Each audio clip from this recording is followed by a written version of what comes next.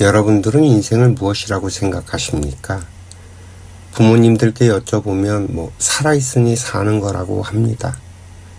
인생을 이야기하는 많은 이야기들과 논리들, 생각들이 있습니다만 우리는 늘 인생이 답답하고 막막하게 느껴지게 됩니다. 한마디로 인생이 무엇인지 잘 모르겠습니다. 사실 너무 재미없는 주제라서 평소에는 관심을 갖지 않고 살아갑니다만 이 어렵고 힘든 일이 생기게 되면 자신도 모르게 푸념을 하면서 찾게 되는 것이 바로 이 인생입니다. 한문을 보면 사람 인자에 날생자를 써서 사람으로 태어나 살아가는 것이라는 뜻이 됩니다. 사람으로 태어나서 살아가는 것이 인생이니 살아있으니 산다고 말씀하신 부모님의 말씀도 맞는 말이기는 합니다. 제가 오늘 드리고자 하는 이야기는 어려운 이야기는 아니고요. 현대를 살아가는 우리들이라면 누구나 듣기만 해도 알 수 있는 그런 이야기를 해보려고 합니다. 그러니 편안하게 이야기 들어주셨으면 합니다. 2025년 대한민국을 살아가고 있는 우리들은 인류가 한 번도 경험해보지 못한 세상을 살아가고 있습니다. 과거에는 먼저 이 세상에 살았던 사람들의 이야기를 들으면서 참고하고 배우면서 살아낼 수 있었습니다만 지금은 누군가의 이야기를 내 답으로 사용하기가 매우 어렵습니다. 그만큼 우리 모두가 어려운 상황입니다. 부모님 세대들이 살아왔던 그 삶의 방식은 더 이상 나에게 통용이 되질 않습니다. 선배들도 나에게 길을 알려줄 수가 없고요. 결국 우리들은 우리들의 답을 스스로 찾고 선택을 해야만 합니다. 그러니 우리가 두렵고 불안한 건 당연한 건지도 모릅니다. 그럼에도 불구하고 우리는 오늘을 살아내야 하고요. 오늘 이 이야기가 여러분들의 모든 괴로움을 해결해 준다고는 할 수 없습니다. 그러나 최소한 스스로 괴로운 삶은 살지 않도록 해줄 수 있을 거라는 생각은 듭니다. 이 이야기를 듣고 이해가 된다면 최소한의 변화는 반드시 일어날 거고요. 그 변화들이 쌓여서 나는 좀 그럴싸한 인간으로 성장해 있을 겁니다. 어쩌면 누군가는 참 근사한 사람으로도 변해 있을 수 있습니다. 그런 사람에게서 나는 인간의 향기는 참 매력적이라서 주변에 좋은 친구들이 생겨날 것이고요. 이 이야기는 결코 누군가를 가르치려 드는 것이 아니라 그동안 제가 살아오면서 알게 된 것들을 많은 사람들과 나누고 싶어서 이야기를 시작하는 겁니다. 수많은 사람들의 이야기를 들으면서 고개를 갸우뚱하게 만들었던 것들에 대해서 탐구해 본 것입니다. 부디 여러분들의 앞에 있는 그 인생이 다시 호기심으로 가득하고 살아볼 만한 것들로 바뀌어지는 경험을 하게 되시기를 빌어봅니다. 우리 인간의 삶은 정해진 것이 아니라 만들어가는 것입니다. 우리의 삶이 정해져 있다면 살아야 할 이유도 의미도 없는 것이 되겠죠.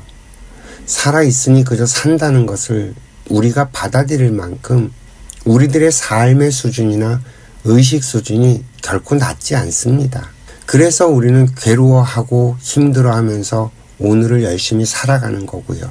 우리들의 삶이 정해져 있지 않다는 것은 나의 모습 역시 고정된 것이 아니라는 말입니다.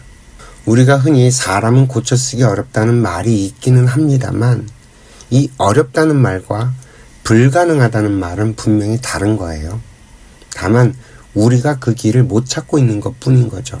부디 오늘 이 이야기가 여러분들의 모습을 바꾸고 인생을 변화시키는 것에 도움이 되었으면 합니다. 여러분들은 정해져 있지 않습니다. 무한한 가능성이 열려 있고요. 우리가 내일 죽어도 오늘 돌을 깨우치면 나는 어제의 나로 죽는 것이 아닙니다. 그동안 직사하게 고생을 했던 모든 것들이 오늘 이 돌을 깨우치기 위한 과정으로 변해버립니다. 사실 대한민국에서 태어나 오늘까지 살아낸 사람이라면 누구나 기적을 경험하고 있는지도 모릅니다. 한국전쟁으로 깡그리 무너져 내리고 아무것도 없는 폐허 속에서 태어나서 전 세계에서 가장 안전하고 살만한 나라로 변해가는 모든 과정을 우리들은 몸소 경험을 했습니다. 먹을 것이 없어서 배를 곪고 농사를 주업으로 살던 나라에서 우리가 할 수 있는 일이 과연 얼마나 있었겠습니까? 그저 닥치는 대로 살았던 우리들은 어느덧 삶을 좀 더 낫게 살고 싶어하는 사람들로 변했습니다. 이러한 변화는 유사일에 이 한반도 내에서 단 한 번도 있었던 적이 없는 대변혁이며 전 세계의 어떤 나라의 사람들도 경험해보지 못한 우리들만의 것입니다. 이 대한민국의 국민 한 사람 한 사람은 살아있다는 그 자체가 이미 기적입니다. 그래서 저는 늘 우리 국민들 모두에게 경의를 표합니다. 여러분들은 이미 훌륭한 분들입니다. 인류 역사상 여러분들 같이 뛰어난 사람들은 없었어요. 불과 100여 년 전에 조선에 살던 사람이었다면 이런 변화를 감당하지 못했을 겁니다. 보통의 인간들로 감당할 수 없는 정말 용량 초과의 것들이니까요. 이건 전 세계의 사람들 역시 마찬가지입니다. 오직 이 대한민국에 살고 있는 여러분들이기 때문에 이 모든 과정을 감당하고 견뎌온 것이라는 말이에요. 그러니 부디 자신들에게 잘 살아왔다고 위로를 좀 해주시기 바랍니다. 여러분들은요, 충분히 스스로 자랑스러워해도 괜찮은 사람들입니다. 이건 나이가 많은 사람도 나이가 어린 사람도 모두 마찬가지입니다. 모두 고생하셨습니다. 그리고 살아내 주셔서 정말 감사합니다. 이제 우리가 해야 할 일은 그동안 우리가 경험했던 모든 것들이 어떤 의미고, 그래서 이 경험을 통해서 앞으로 어떻게 해나가야 하는지 길을 찾는 겁니다. 제가 오늘 드릴 이야기는 우리 삶의 의미와 또 미래를 향해서 어떻게 걸어가야 하는지를 이야기할 것입니다. 이건 여러분들도 이미 다 알고 있는 것들이에요. 다만 생각을 그렇게 정리해보지 못한 것뿐입니다. 부디 이 이야기가 여러분들의 과거와 현재와 미래를 읽어내는 시작이 되었으면 합니다. 이야기를 시작하면서 현재를 살아가고 있는 우리들의 모습을 한번 생각해 봅시다. 현대인들은 일단 태어나면 사람들 속에서 살아갑니다. 그 어느 누구도 피해갈 수가 없는 조건이죠. 인간은 인간들과 함께 살아가게 되어 있습니다. 이것이 인생의 첫 번째 조건입니다. 그래서 인간이 태어나면 가장 먼저 배우는 것이 말입니다. 말을 배워야 의사소통을 할 수 있기 때문이죠. 인간이 다른 생명체들과 다른 것이 있다면 이 말을 사용한다는 것입니다. 이 말의 기능이 여러 가지가 있겠지만 가장 독보적인 기능은 의사소통입니다. 이 의사소통의 도구인 말이 인간들의 관계를 만들어 갑니다. 관계의 시작인 거죠. 그리고 모든 관계의 시작은 내 앞에 한 사람입니다. 내 앞에 한 사람을 바르게 대하는 것에서부터 모든 관계가 점진적으로 확장되어 가는 것뿐입니다. 우리가 내 앞에 한 사람을 바르게 대할 때 그 다음 사람을 바르게 대할 수 있게 되는 거라는 말이죠. 만일 내가 한 사람조차 바르게 대할 수 없다면 그 어떤 관계도 올바르게 만들어 갈 수가 없습니다. 이렇게 놓고 보면 우리는 그 어느 누구도 아직까지 바르게 관계를 맺는 사람이 없는지도 모릅니다. 현대인들이 사는 것이 힘든 이유가 바로 여기에 있는 것인지도 모르고요. 과거에는 어땠는지 모르겠지만 현대를 살아가는 우리들은 모두가 하나의 유기체처럼 살아갑니다. 예를 한번 들어볼게요. 내가 먹는 밥을 가지고 이야기해 봅시다. 이 밥 한 톨이 만들어지기 위해서 벌어지는 일들이 있어요. 일단은 이 벽실을 만들어내는 연구원들이 있겠죠. 종자 개량을 하기 위한 연구원들의 노고가 들어갑니다. 또한 이 만들어진 이 벽실을 농사를 짓는 농부들이 있겠죠. 농부들의 노고가 들어갑니다. 그렇게 수확된 이 쌀을 유통하는 곳이 있을 것입니다. 또 유통 단계에서도 수없이 많은 사람들의 노고가 들어갑니다. 그렇게 만들어진 쌀이 내 앞에 와서 내가 먹을 수 있는 밥이 되기 위해서는 또다시 수없이 많은 사람들의 노고가 들어가겠죠. 이것만이 아니에요. 유통 단계에서 사용되는 수많은 기계들과 자동차들이 있고 또 이 기계와 자동차를 만드는 사람들도 있습니다. 도로를 이용하려면 도로를 만드는 사람들도 필요하죠. 유통 과정에 필요한 창고나 대형마켓 역시 사람들의 손으로 만들어진 겁니다. 이 내가 먹는 밥 한 톨이 만들어지는 데에는 이 온 사회가 함께 작동하고 있기 때문에 그나마 내가 밥술을 떠서 먹고 생존을 할 수 있는 것입니다. 게다가 이 벼가 자라면서 태양과 바람과 비처럼 온 우주가 함께 작동해서 이루어집니다. 이 지구에서 사는 모든 인간들은 온 우주가 하나의 유기체로 작동하고 있기 때문에 생존이 가능한 겁니다. 이렇게 바라보면 우리들은 이미 공적으로 살고 있습니다. 일반적으로 생각할 때 우리는 개인이고 사적인 삶을 살아가고 있는 것 같지만 이 우주적인 관점, 이 지구적인 관점에서 쳐다보면, 아니 더 좁게 이 대한민국의 관점 안에서만 바라봐도 우리는 서로가 서로에게 도움이 되며 살아가고 있는 공적인 존재들입니다. 그래서 우리들은 이러한 사실을 알던 모르던 공적인 삶을 살 수밖에 없도록 만들어져 있습니다. 이것이 인생의 두 번째 조건입니다. 그런데 우리 인간들은 공적으로 살 수밖에 없는데도 자꾸 사적인 생각으로 살아가고 있기 때문에 우리의 삶이 어렵고 힘든 것인지도 모릅니다. 이 자연의 룰은 어기는 만큼 내 삶이 어려워지게 되어 있고요. 다시 말씀드리면 이 사람들 속에서 공적으로 살아가는 것이 인생입니다. 인생은 사람들과의 관계를 맺고 만들어가는 것이라는 얘기죠. 우리 인간의 거의 모든 것은 이 관계 속에서 이루어집니다. 인간은 태어날 때부터 누군가의 도움과 보호를 필요로 하고 성장하고 난 다음엔 다시 누군가를 돕고 보호해야 할 의무를 갖는 사회적인 존재들이라는 말입니다. 따라서 인간은 가족, 연인, 친구, 동료 등 이 사회를 구성하여 서로 상호작용을 하면서 살아가게 되어 있습니다.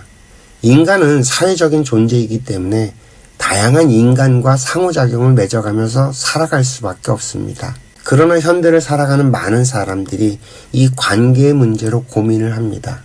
그리고 이 관계의 문제만큼 풀기 어려운 것이 없습니다. 같이 있고 싶지만 또 같이 있으면 아픈 관계, 이 가족과의 관계, 매일 대해야 하는 직장 동료와의 관계, 또 친구와의 관계, 혼자는 외롭고 같이 있자니 힘들어합니다. 서로를 간절하게 필요로 하면서도 가까운 관계에서 더 많은 상처를 받고 말이죠. 이 많은 사람들이 관계에서 상처를 받으면 상대로부터 거리를 둡니다. 이건 어찌 보면 저절로 일어나는 자연현상이죠. 사람은 각자 자기 스스로를 보호하려는 자기보호 본능이라는 게 있죠. 이런 경계가 있기 때문에 나와 타인이 완전히 같을 수 없다는 것을 구분할 수 있고요. 나의 영역을 침범하는 사람으로부터 자기 자신을 보호할 수 있습니다. 따라서 하고 싶지 않은 것을 하고 싶지 않다고 이야기하고 또 어디까지 상대의 뜻을 수용할지 결정하는 모든 것들은 나에게 달려 있습니다. 그렇다면 과연 이 관계라는 게 뭘까요? 인간관계는 과연 무엇인가 하는 질문이 생깁니다. 인간관계는 만들어가는 것입니다. 모든 인간관계의 시작은 내가 상대방의 것을 받아들이는 것에서 시작을 하죠. 상대와 관계를 시작하기 위해서는 상대방의 말을 받아주는 것에서 시작을 합니다. 상대방의 말을 받아주지 않으면 관계는 더 이상 나가지 않습니다. 아주 극단적인 예를 들어볼까요? 부모가 아이를 낳으면 부모의 입장에선 아이를 받아들이는 것입니다. 만약에 부모가 아이를 받아들이지 않으면 아이를 버리거나 사회에 위탁을 합니다. 관계가 두절되는 거죠. 극단적인 예이긴 하지만 부모는 스스로 선택할 수 있습니다. 물론 아기는 스스로 선택을 할 수 없죠. 여기서 우리가 하나 드러나는 것이 있습니다. 관계를 선택할 수 있는 상황도 있지만 선택할 수 없는 상황도 분명히 존재한다는 거죠. 이 모든 혈연 관계들은 선택이 불가능한 일입니다. 그렇지만 이 선택이 불가능한 상황에서도 또 다른 선택들은 존재합니다. 아이가 성장을 한 뒤에 집을 나가버리는 경우가 그렇겠죠. 한 집에 살면서도 관계의 거리를 두는 방법도 분명히 있습니다. 부모가 설령 아이를 낳고 아이를 받아들였다고 해도 아이의 모든 것을 받아들이는 것도 아니에요. 자신이 아는 방법으로 아이를 이해하고 자신이 할 수 있을 만큼만 돼야겠죠. 반면 아이는 말을 할 수도 없고 스스로 움직일 수도 없으니 부모가 주는 대로 받아들입니다. 선택이 불가능하다는 거죠. 그렇지만 말을 하기 시작하고 또 스스로 움직이기 시작하면 아이 역시 자신의 방법대로 받아들이는 것을 가리기 시작합니다. 맛없는 이유식을 거부하기도 하고요. 마음에 들지 않으면 울음으로 거부하는 방식으로 말입니다. 부모 자식의 관계는 이때부터 저절로 만들어져 가는 것입니다. 우리들이 알지 못하는 채 말이죠. 갓 태어난 아이는 눈에 보이고 들리는 모든 것들을 저항 없이 흡수합니다. 선택할 수 없는 상황이죠. 일단은 그렇게 성장을 합니다. 아빠의 걸음걸이, 엄마의 잠자리 습관, 말투, 부모들의 싸움, 또 거리에서 보여지는 풍경들, 모든 것들이 정보가 되어서 차곡차곡 쌓입니다. 엄마가 만들어준 음식을 먹기 시작하면서 싫은 것은 거부하고 좋은 것은 욕심을 내며 받아들이는 것에도 차이가 생겨나죠. 부모 역시 아이가 자라면서 어떤 부분은 좋고 또 어떤 부분은 싫은 경계가 생기고 때론 고민도 하면서 받아들이는 것과 받아들이지 않는 것을 자신도 모르게 만들어가고 있습니다.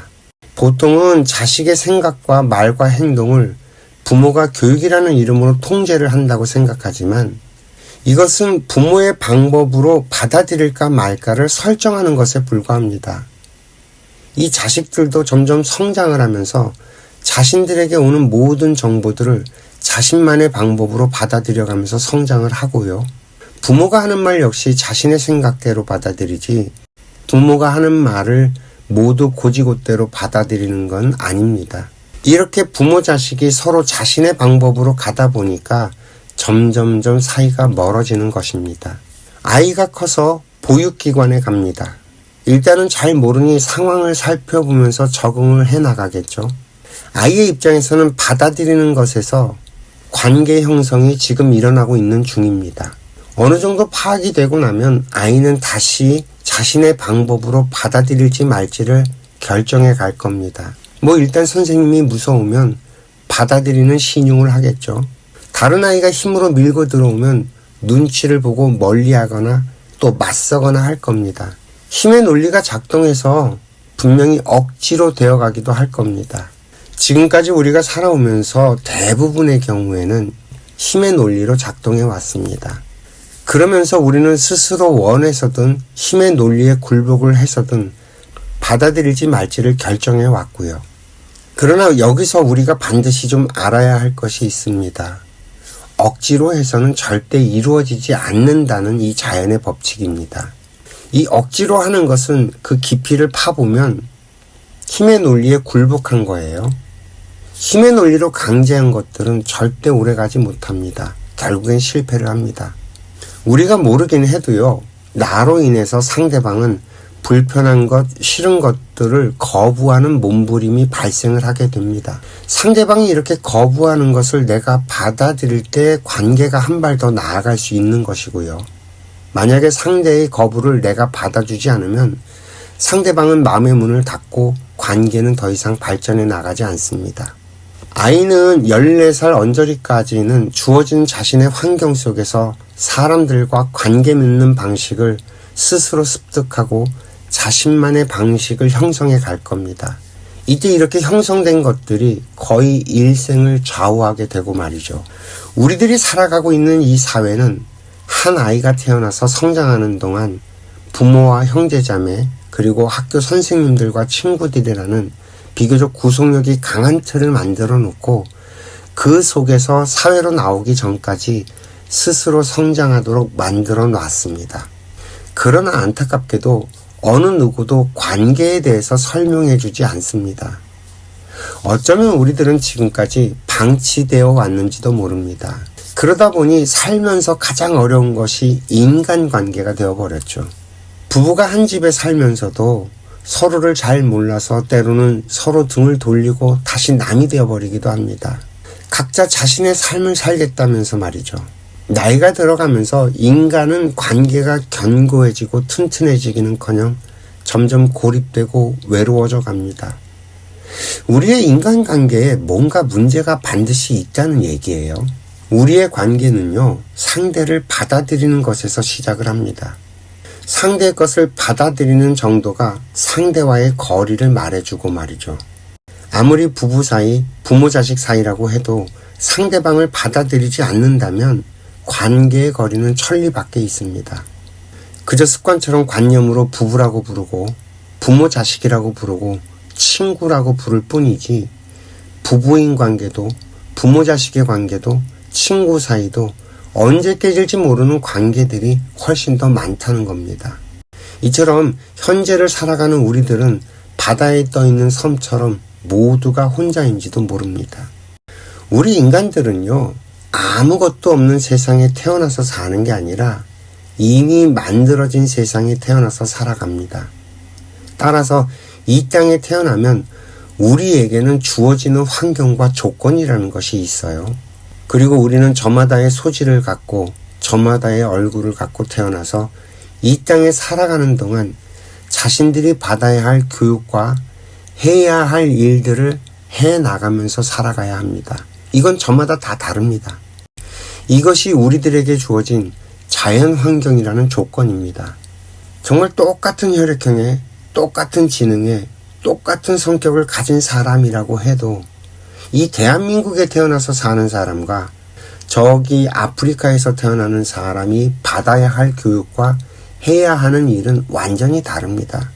이처럼 우리는 자신에게 주어진 환경이 있다는 사실을 일단은 받아들여야만 합니다. 당신이 어디에 있든 어떤 환경에 있든 어떤 피부색을 가졌고 어떤 종교를 가졌던 상관이 없습니다. 인간은 자신에게 주어진 환경을 일단은 받아들여야만 합니다. 그렇지 않고는 살아갈 수가 없습니다. 그것이 나와 이 세상의 관계입니다. 그리고 모든 인간관계의 시작은 내가 상대를 받아들이는 것에서 시작을 합니다. 만약에 내가 상대방을 받아들이기가 힘들면 거기에 그 사람은 그냥 두고 일단 나를 만져봐야 됩니다. 만약에 부부관계가 어렵다면 상대는 그냥 내버려 두고 나를 먼저 생각해 보는 거죠. 내가 주어진 환경에서 할 수 있는 것만 하는 거예요. 안 되는 것들을 억지로 하려고 해서는 안 됩니다. 어차피 해봐도 실패를 하게 되고요. 내가 집을 당장 나갈 수도 없고 나에게 주어진 일을 외면할 수도 없는 그런 환경에 처해 있을 수 있습니다. 그렇다면 일단 내 자신에게 주어진 내가 만들어 놓은 그 환경을 받아들이는 것부터 해야 합니다. 우리들이 착각하는 것이 있는데요. 상대방 때문에 또 환경 때문에 내가 이렇게 살아간다고 착각하는 거예요. 이 세상의 그 어떤 것도 나를 강제할 수가 없습니다. 도무지 받아들일 수 없다면 거부하면 됩니다. 죽음조차도 하나의 수단이 되고요. 그러나 내 앞에 오는 모든 환경은 내가 선택한 결과들입니다. 부모조차도요, 내가 모르지만 이전 생애에서 내가 지은 결과의 합이 뭉쳐져서 부모의 자식으로 태어난 거예요. 이 세상에는 불평불만할 것이, 탓할 것이 단 하나도 없다는 말입니다. 바로 이것이 우리 인생의 세 번째 조건입니다. 예를 들어 봅시다. 부부 사이를 한번 생각해 보자고요. 처음 연애를 시작한다고 상상을 해봅시다. 이 상대방이 내가 좋다고 쫓아옵니다. 그 상대를 내가 받아들였습니다. 그랬으니까 관계가 시작이 되겠죠. 그런데 나는 상대방을 잘 모릅니다. 연애를 걸어놓고 그때부터 하나씩 알아가는 거예요. 상대방을 잘 모르면서 내가 연애를 허락한 겁니다. 상대방은 자신을 허락했으니 이제 조금씩 자신의 것을 드러내겠죠. 처음에는 긴장을 해서 혹 안 좋은 모습을 보일까봐 조심을 할 겁니다. 그러다가 상대방이 나를 받아들여주는 만큼 편안하게 자신을 드러내겠죠. 상대방이 그렇게 드러낸 것도 받아들여주면 이제부터는 정말 추하고 안 좋은 모습까지 가감 없이 드러낼 겁니다. 방귀를 트고 트림을 하고 욕도 하고 하는 식으로 말이죠.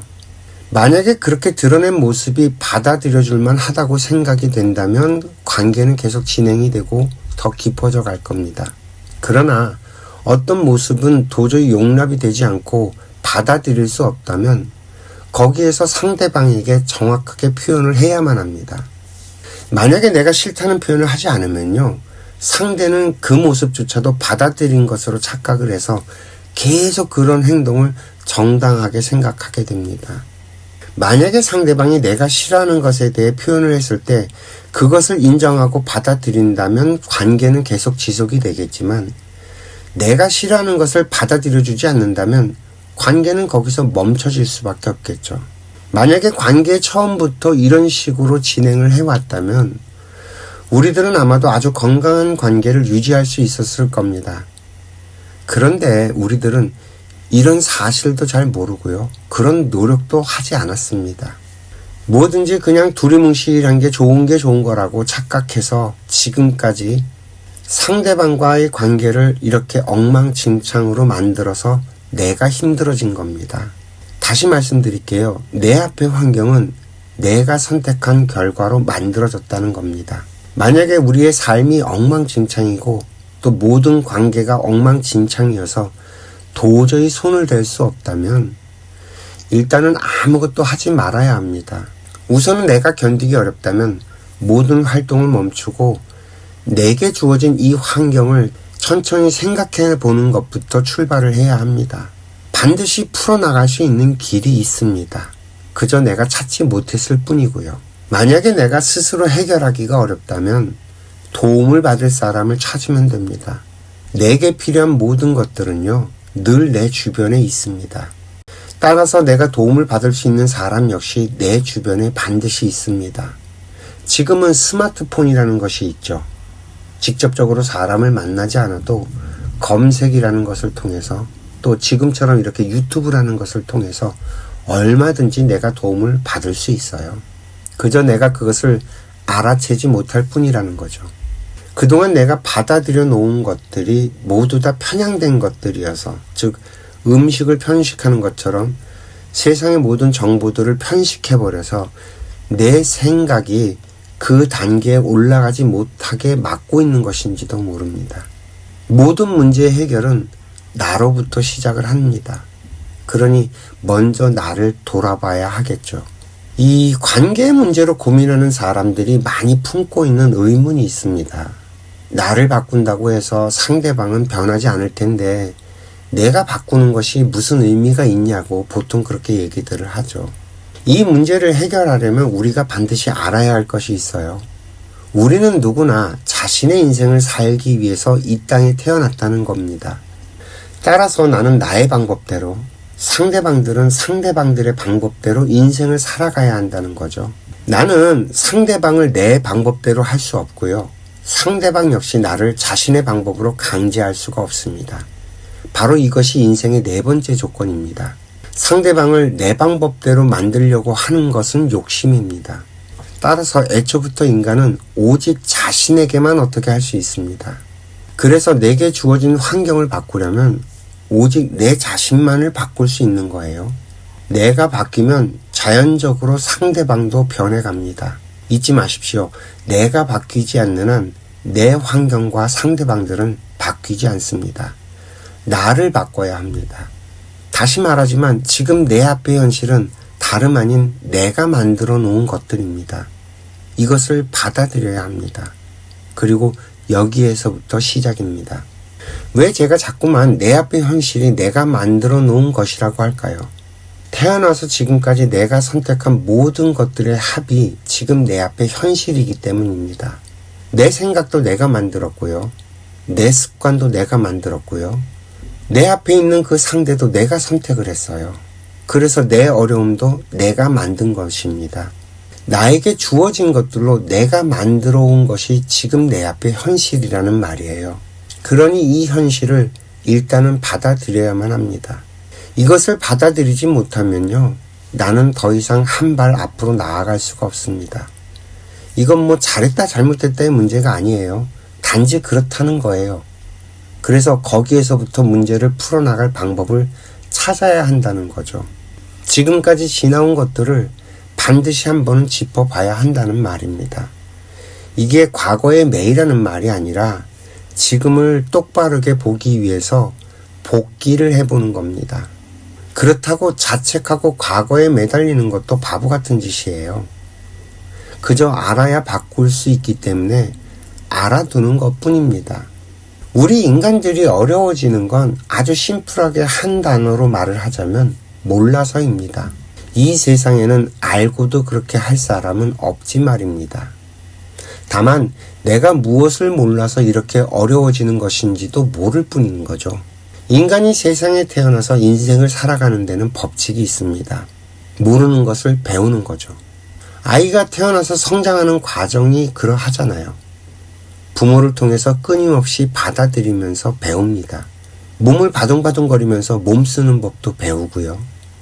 물체들을 손으로 만지면서 또 입에 대가면서 하나하나씩 알아갑니다. 부모의 말을 통해서 언어를 배우고요. 마치 깨끗한 백지 위에 그림을 그려가듯이 하나씩 배우고 익혀갑니다.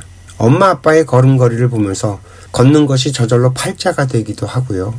안짱다리가 되기도 하고 똑바로 걷기도 합니다. 부모가 욕을 하면요, 그걸 듣고 욕을 배우고요. 정말이지 인간은 죽을 때까지 배움의 연속입니다. 이 사회가 성장하고 발전해가는 것에 맞춰서 우리는 살아내는 법을 배워내야만 합니다. 배우지 않으면 삶은 어려워지게 되어 있고요. 학교를 좋은 데 나오고 높은 학력을 가져야만 배우는 게 아닙니다. 인간은 어디에 어떤 모습으로 있던 배움의 손을 놓는 순간 도태되게 되어 있습니다. 내가 어려운 이유는 몰라서입니다. 모르는 것을 알면 어려움은 저절로 풀어갈 수 있게 됩니다. 현대인들, 특히 대한민국을 살아가는 우리들은 그저 주입식 교육에 길들여져서 성장을 했죠. 이 주입식 교육의 폐단이 지금 이러한 사회를 만들었고요.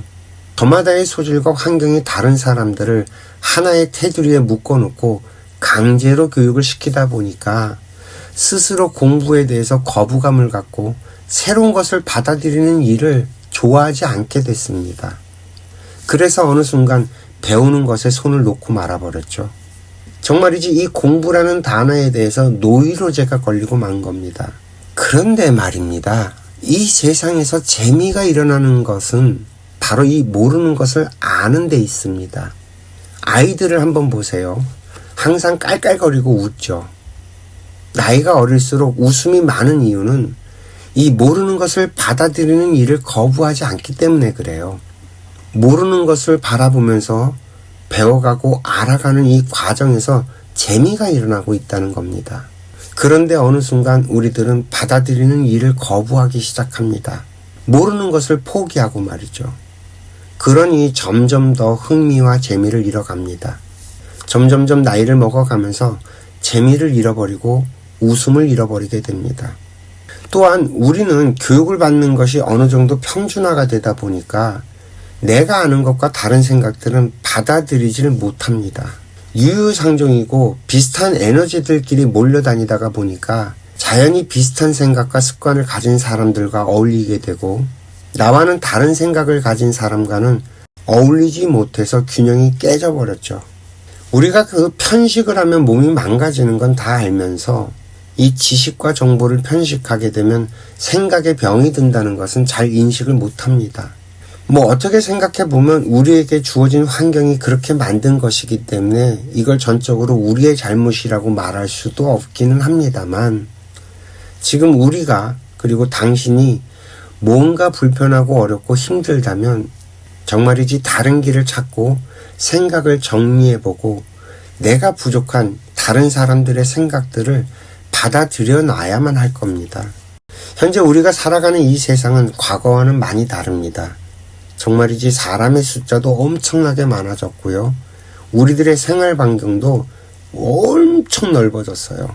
과거에는 한 마을에 태어나서 그 마을을 벗어나지도 못하고 평생을 살다가 죽는 경우가 훨씬 많았습니다. 정말이지 한 7, 80년 전만 해도 대부분의 사람들이 그렇게 살았고요. 평생을 살아도 내가 접해야 하는 사람의 숫자는 그리 많지 않았죠. 그때 만들어진 지식과 생활 방식으로는 도저히 지금 우리가 살아가는 이 세상을 살아낼 수가 없습니다. 앞에서 설명을 드렸던 것처럼 쌀 한 톨에 들어가는 에너지도 과거와 전혀 다릅니다. 과거에는 자기가 먹을 건 자기가 만들어서 먹고 살았죠. 지금은 쌀 한 톨에 얼마나 많은 사람들의 에너지가 들어가는지 다 일일이 헤아리기가 어렵고요. 이처럼 환경이 바뀌게 되면 거기에 맞춰서 우리들이 알아야 할 것들이 분명히 있습니다. 과거 30년 전만 해도요, 손에 전화기를 들고 다니는 일은 상상도 못했습니다. 그리고 불과 15년 전만 해도요, 스마트폰이라는 것이 세상에 나올 것이라는 생각은 한 번도 해본 적이 없습니다. 그러나 지금은요, 인터넷을 활용할 줄 알아야 하고요, 스마트폰을 사용할 줄 알아야만 살아낼 수가 있습니다. 지금도 이 스마트폰을 사용할 줄 모르는 사람들의 삶은 정말 어렵고 힘듭니다. 세상은 점점 변하고 있는데 이 변해가는 세상에 맞는 지식을 배우지 못하는 사람들은 그냥 저절로 도태가 되어버립니다. 우리들은 실타래처럼 얽혀 있고요, 거미줄처럼 연결된 세상을 살아가고 있습니다. 내가 누군가에게 도움이 되고 있고 또 나는 누군가의 도움을 받으면서 살아가고 있다는 사실을 반드시 기억해야만 합니다. 이 세상이 너무 커져버렸고 연결이 되어버려서 도무지 어떤 일이 일어나고 있는지 파악하기조차 힘들 뿐인 거죠. 한 사람이 일생을 살면서 기억하고 연결하면서 살 수 있는 사람의 숫자는 사실 그렇게 많지 않습니다. 그런데 내가 사는 이 세상은 파악하기조차 힘든 거대한 구조입니다. 내가 수많은 사람들을 상대해낼 수가 없다면 나는 작은 일밖에 할 수가 없게 돼버렸어요. 이미 이 세상은 혼자서 어떤 일을 할 수 없도록 확장이 되어버렸고 성장해 있습니다. 그래서 우리는 항상 다른 사람들과 함께 일을 해야 하는 상태입니다. 또한 내가 사람들 앞에서 좀 폼나게 살려면 그만한 실력도 갖추어야 하고요. 내가 내 옆에 사람과 잘 지내지 못한다면 그 어떤 일도 할 수가 없어집니다. 과거에는요, 물리적인 거리가 관계의 거리를 말해주기도 했습니다. 그저 세상이 단순할 때의 이야기죠. 이웃사촌이라고 부르면서 가까운 거리에서 관계를 형성하고 살던 그런 시절이 있었습니다. 그러나 어느 순간 온라인이라는 것이 세상에 나오고 이 물리적인 거리의 개념이 무너지기 시작을 했습니다. 이미 이 세상은 온라인에서 관계를 맺고 교감을 합니다. 내 이웃은 더 이상 물리적인 거리에 있지 않습니다. 나와 소통하고 교감을 나누는 사람들이 나의 이웃이 되어버렸죠. 그 사람이 설령 지구 반대편에 있어도 더 이상 이건 문제가 되지 않습니다. 우리는 실시간으로 소통이 가능해진 세상에서 살아가고 있으니까요. 이게 바로 우리가 살아가고 있는 일상의 모습입니다. 우리의 관계는요, 항상 상호적입니다. 일방적인 관계는 이 세상에 존재하지 않고요. 상호적이라는 말은 관계 안에는 반드시 갑과 을이 작동하고 있다는 뜻이 됩니다. 이것이 관계 안에 존재하는 자연의 법칙이고요. 다만 이 갑을의 관계는 항상 상대적이지 절대적이지 않습니다.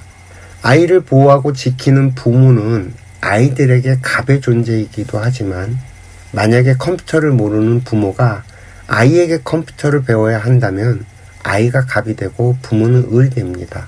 직장 상사 역시 갑의 위치에는 있지만 컴퓨터를 잘 할 줄 몰라서 작업을 하는데 도움을 받아야 된다면 을이 될 수 있습니다. 따라서 이 세상에는 영원한 갑도 영원한 을도 존재하지 않습니다. 다만 매 순간순간 갑과 을은 항상 존재합니다. 우리가요, 어쩌면 이 갑을 관계만 제대로 잘 풀어낸다고 하더라도 그렇게 어렵지 않게 인생을 살아갈 수 있을 겁니다. 이 갑을 관계를 어렵게 생각할 필요도 없어요. 갑은 주는 사람이고 을은 받는 사람입니다. 돈을 주는 쪽이 갑이고 돈을 받는 쪽이 을입니다. 가르침을 주는 쪽이 갑이고 가르침을 받는 쪽이 을입니다. 도움을 주는 쪽이 갑이고 도움을 받는 쪽은 을이 됩니다. 반면 갑은 을이 없으면 갑이 될 수가 없어요. 그래서 항상 갑은 을을 위해서 살아야 할 의무가 있습니다. 갑이 을을 돕는 것은 당연한 거라는 거죠.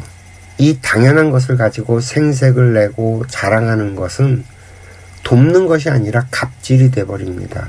또한 을도 의무가 있어요. 을은 갑의 도움을 받을 자세를 갖추어야 합니다. 내가 도움을 받는 위치에 있으면서 건방지면 아무도 나를 돕지 않게 되겠죠. 그래서 을은 겸손해야 한다는 말입니다. 겸손하게 도움을 받고 감사한 마음을 갖는 것이 을이 가져야 할 덕목이고요. 이 세상의 모든 관계는 이 속에서 작동하게 되어 있습니다. 잊지 마세요. 관계는 갑을 관계입니다. 처음 시작하는 관계 역시 이 갑을 관계로 만들어져서 시작을 합니다. 이 부모 자식의 관계만 보아도 알 수 있죠. 보호를 받아야 하는 자식이 을이고 보호하고 지켜주는 부모가 갑입니다. 받아줄지 말지는 항상 갑이 결정을 하고 말이죠. 부모가 자식을 외면하면 자식은 어쩔 수 없이 다른 곳으로 가야 합니다. 연인관계도 마찬가지 원리입니다. 좋아하는 쪽이 을이고 좋아함을 받는 쪽이 갑입니다. 남자가 여자를 쫓아갈 땐 어쩔 수 없이 을입니다. 이 갑의 환심을 얻기 위해서 부단히 노력을 해야만 하고요. 아무리 노력을 해도 여자인 갑이 받아주지 않으면 남자인 을은 가까이 갈 수가 없습니다. 반대로 여자가 남자를 좋아한다면 여성이 을이 되겠죠. 바라고 원하는 쪽이 항상 을이고 받아주는 쪽이 갑이 됩니다. 내가 돈이 필요해서 회사에 간다면 나는 항상 을입니다. 그런데 회사에서 필요한 사람으로 바뀌게 되면 나는 갑이 되겠죠. 내가 세상에 필요한 사람이 되면 나는 항상 갑이 될 수 있지만 또 집안에서 필요한 사람이 된다면 나는 갑이 될 수 있지만 나를 필요로 하는 사람이 없다면 나는 을이 됩니다. 그래서 을은 항상 겸손해야만 살아남을 수 있고요. 을이 건방지다면 외면을 받는 건 당연한 일입니다. 아니 모르는 것을 배워야 하는 처지에 있고 도움을 받아야 하는 처지에 있으면서 큰 소리를 치면 절대로 배울 수도 없고요. 도움을 받을 수도 없습니다. 배우지 못한 사람은 결국 어렵게 됩니다. 모르면서 이 세상을 잘 살아내는 방법은 절대 존재하지 않기 때문입니다. 인간은요, 죽을 때까지 배우면서 살아가야 하는 존재들입니다. 그래서 우리는 갑일 때에도 있지만 항상 을일 수도 있는 존재들입니다. 인간이 겸손해야 하는 이유가 여기에 있는 거죠. 항상 겸손을 유지하는 사람만이 배움을 놓치지 않고 성공한 인생을 만들어 갈 수 있다는 겁니다. 그래서 이 인간관계는 어찌 보면 상대를 알아가는 과정입니다. 이 인간은 총체적으로 비슷한 면도 있지만 분명히 다른 객체들입니다.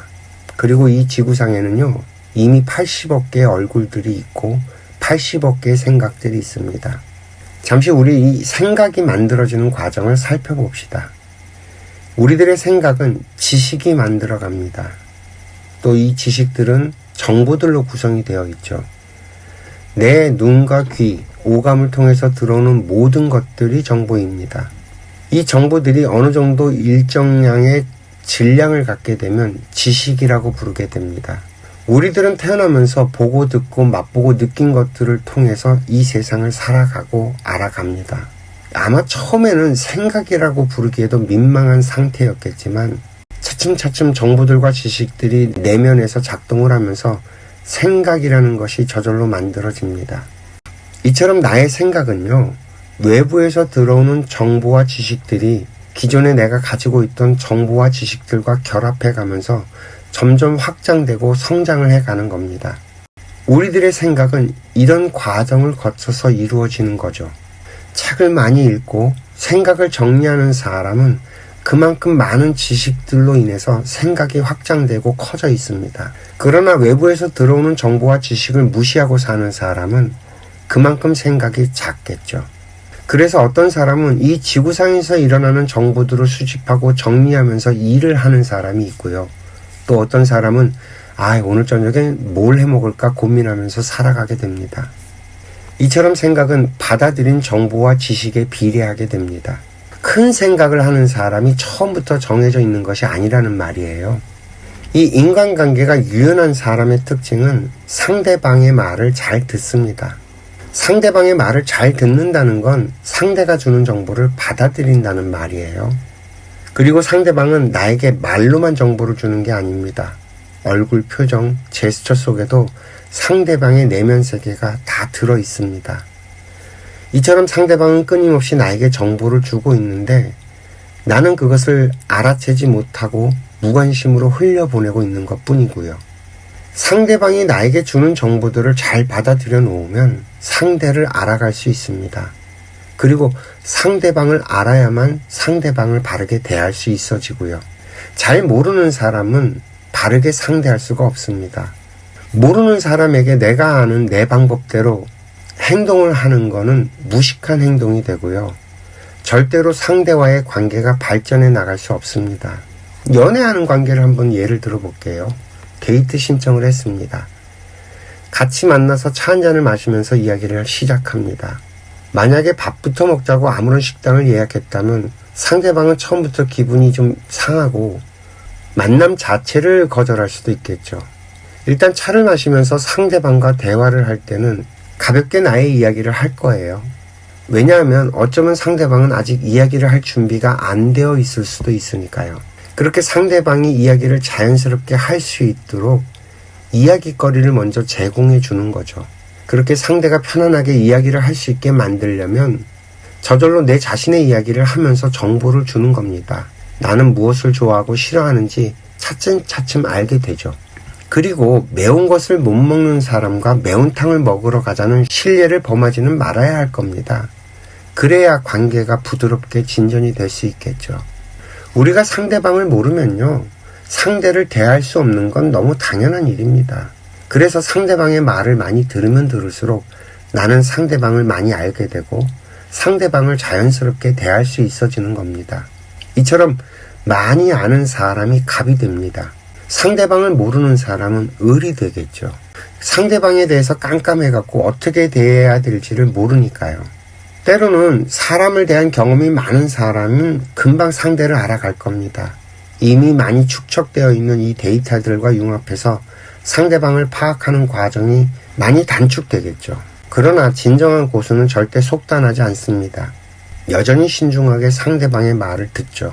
왜냐하면 이 지구별에는 80억 개의 생각이 있고 이 80억 개의 생각들이 비슷하기는 해도 여전히 다른 생각들이기 때문에 그래요. 일반화의 오류는 정말 커다란 실수를 낳게 됩니다. 그러므로 우리들은 상대방을 알아가는 이 과정을 절대 소홀하게 해서는 안 됩니다. 이 상대방을 알아가는 내용에는 다양한 것들이 있습니다. 우리 인간들은 타고 태어나는 에너지가 모두 다르죠. 어떤 사람은 신체적으로 강한 에너지를 타고 태어나는 사람도 있고요. 어떤 사람은 정신적으로 강한 에너지를 타고 태어나는 사람도 있습니다. 태어나면서부터 예민하게 태어난 사람도 있고요. 아예 신경이 둔해서 주변 반응에 늦게 대응하는 사람도 있습니다. 얼굴이 잘생긴 사람도 있고 얼굴이 컴플렉스인 사람도 있습니다. 이런 특성들 때문에 환경을 견디고 또 사람들과 어울릴 수 있는 에너지가 달라서 각자 자신에게 맞는 그에 따라서 반응하는 것도 각양각색일 수밖에 없습니다. 그래서 상대가 취약하다고 상대방을 뭐라고 해서는 안 됩니다. 좋은 것은 인정해주고 같이 사용하면서 서로에게 도움이 되어주고 상대방이 부족한 것은 내가 도와줄 수 있는 것이 있다면 도우면서 서로 상생하면서 살아가는 것이 인생입니다. 이런 것들이 인간 사이의 기본적인 규칙이고요. 관계를 맺는다는 것은 상대방의 말을 듣는 것으로 시작을 해서 상대방을 차츰 알아가는 과정이라는 말이 됩니다. 우리가 살다 보면 때로는 어쩔 수 없이 피할 수 없는 관계가 맺어질 때도 있습니다. 가장 대표적인 게 부모 자식의 관계죠. 그러나 엄밀하게 말을 해서 21살이 넘어가면 거절할 수 없는 관계는 사실 단 하나도 존재하지 않습니다. 만약에 부모와 내가 맞지 않는다면 21살이 넘어가면 바로 독립을 하는 것이 좋습니다. 때로는 부모 없이 살아야만 하는 운명을 가진 사람들도 있어요. 옛날에 과거의 대한민국은 참 불행했습니다. 한국전쟁 이후 모든 것이 폐허가 돼서 생존에 급급했던 시절이 있었죠. 아마도 80년대까지만 해도요, 해외로 입양 보내지는 많은 아이들이 있었습니다. 그렇게 해외로 입양되어 성장한 아이는 정체성의 문제로 힘들었겠지만 우선 굶어 죽는 상황은 모면했기 때문에 이걸 마냥 불행했다고만 말할 수도 없는 거예요. 그 자신의 정체성을 찾아서 한국의 부모를 찾아온 한 해외 입양아의 이야기를 TV에서 본 적이 있습니다. 한국에 남아있는 부모 밑에서 성장한 오빠는 정말 많이 배우지도 못했고 부모와 여전히 곤궁한 삶을 살아가고 있었지만 그 해외에 입양됐던 그 아이는 양부모 밑에서 대학까지 나온 엘리트로 성장을 했더라고요. 부모가 자식을 버린다고 자식이 불행해진다는 거는 답이 아닌 것 같아요. 마찬가지로 자식이 부모를 떠난다고 불행해지는 법은 없습니다. 어떤 선택이든 자신의 노력을 하기만 한다면 인생은 반드시 그 보답을 하게 되어 있으니까요. 그러니까 부모와 정말 맞지 않는 경우라면 주변의 도움을 받아서라도 부모와 떨어져 사는 것이 훨씬 더 좋은 경우도 분명히 있다는 얘기입니다. 일단 21살 이후로는 부모와 떨어져서 독립된 삶을 준비하는 것이 좋습니다. 또 피할 수 없는 직장 상사 이야기가 온라인에서 수없이 회자가 되죠. 도무지 견딜 수 없는 직장 상사가 있어서 괴롭힘을 당하고 있다. 회사를 그만두면 됩니다. 우리 인간이 20살 이후 성인이 된 이후에는 피할 수 없는 관계라는 건 사실 존재하지 않아요. 내가 직장을 그만두지 못한다는 건 내가 그렇게 비겁하게라도 살겠다는 나의 선택입니다. 제가 그 선택을 뭐라 하는 게 아니고요.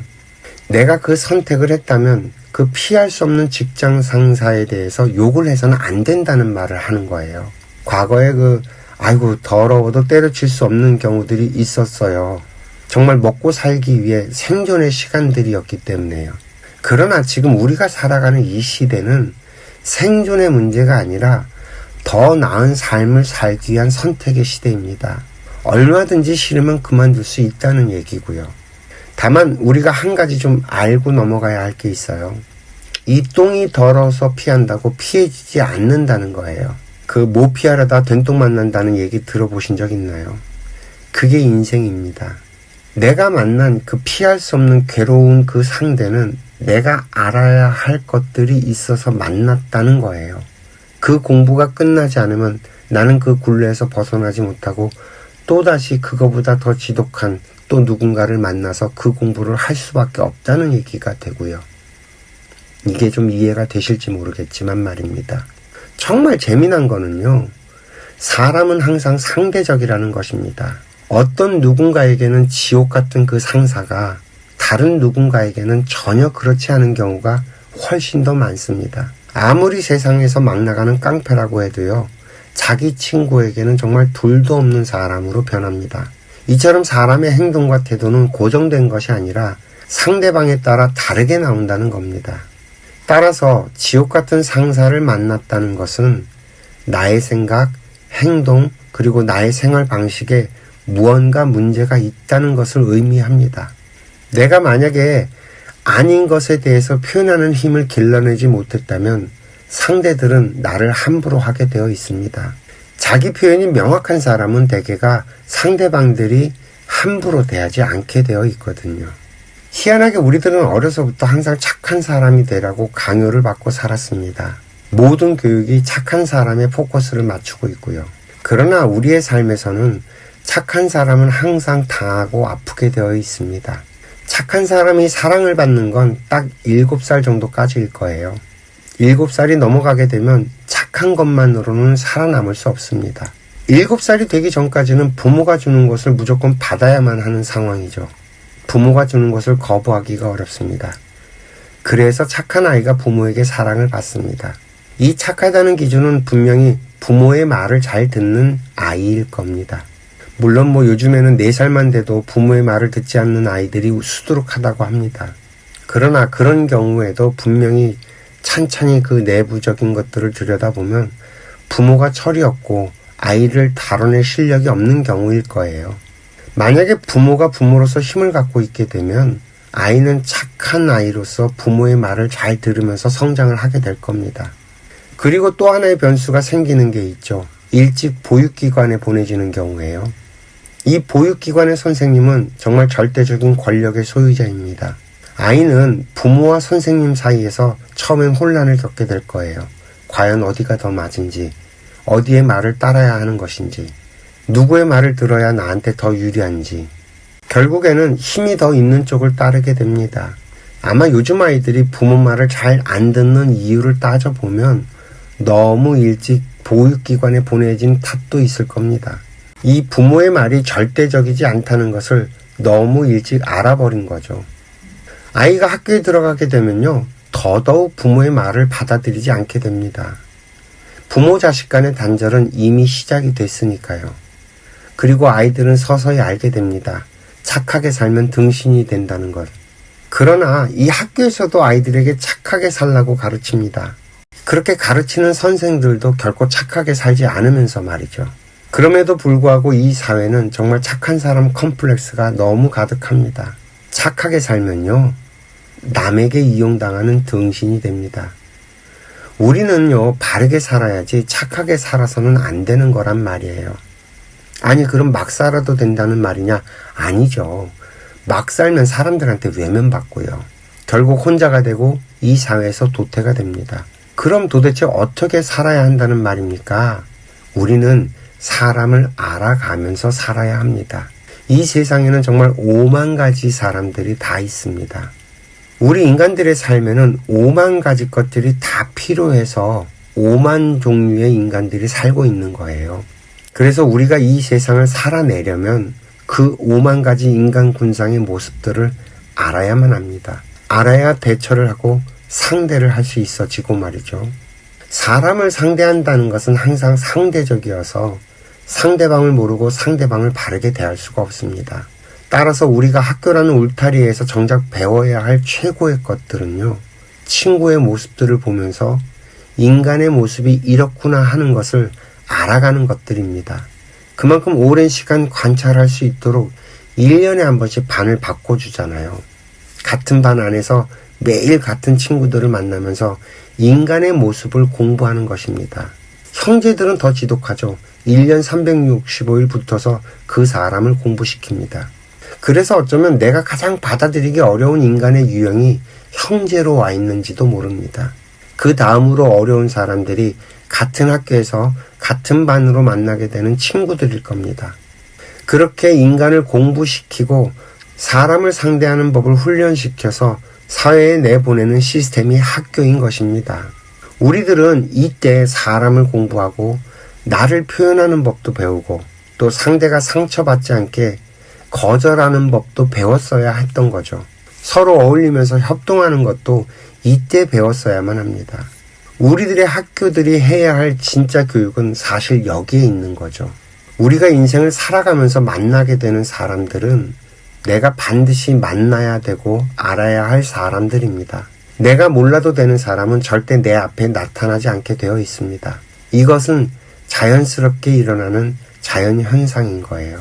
이 세상에 그렇게 많은 사람들이 있는데 유독 그 사람이 나의 인식에 들어와서 관계를 맺게 되는 일이 벌어진 것입니다.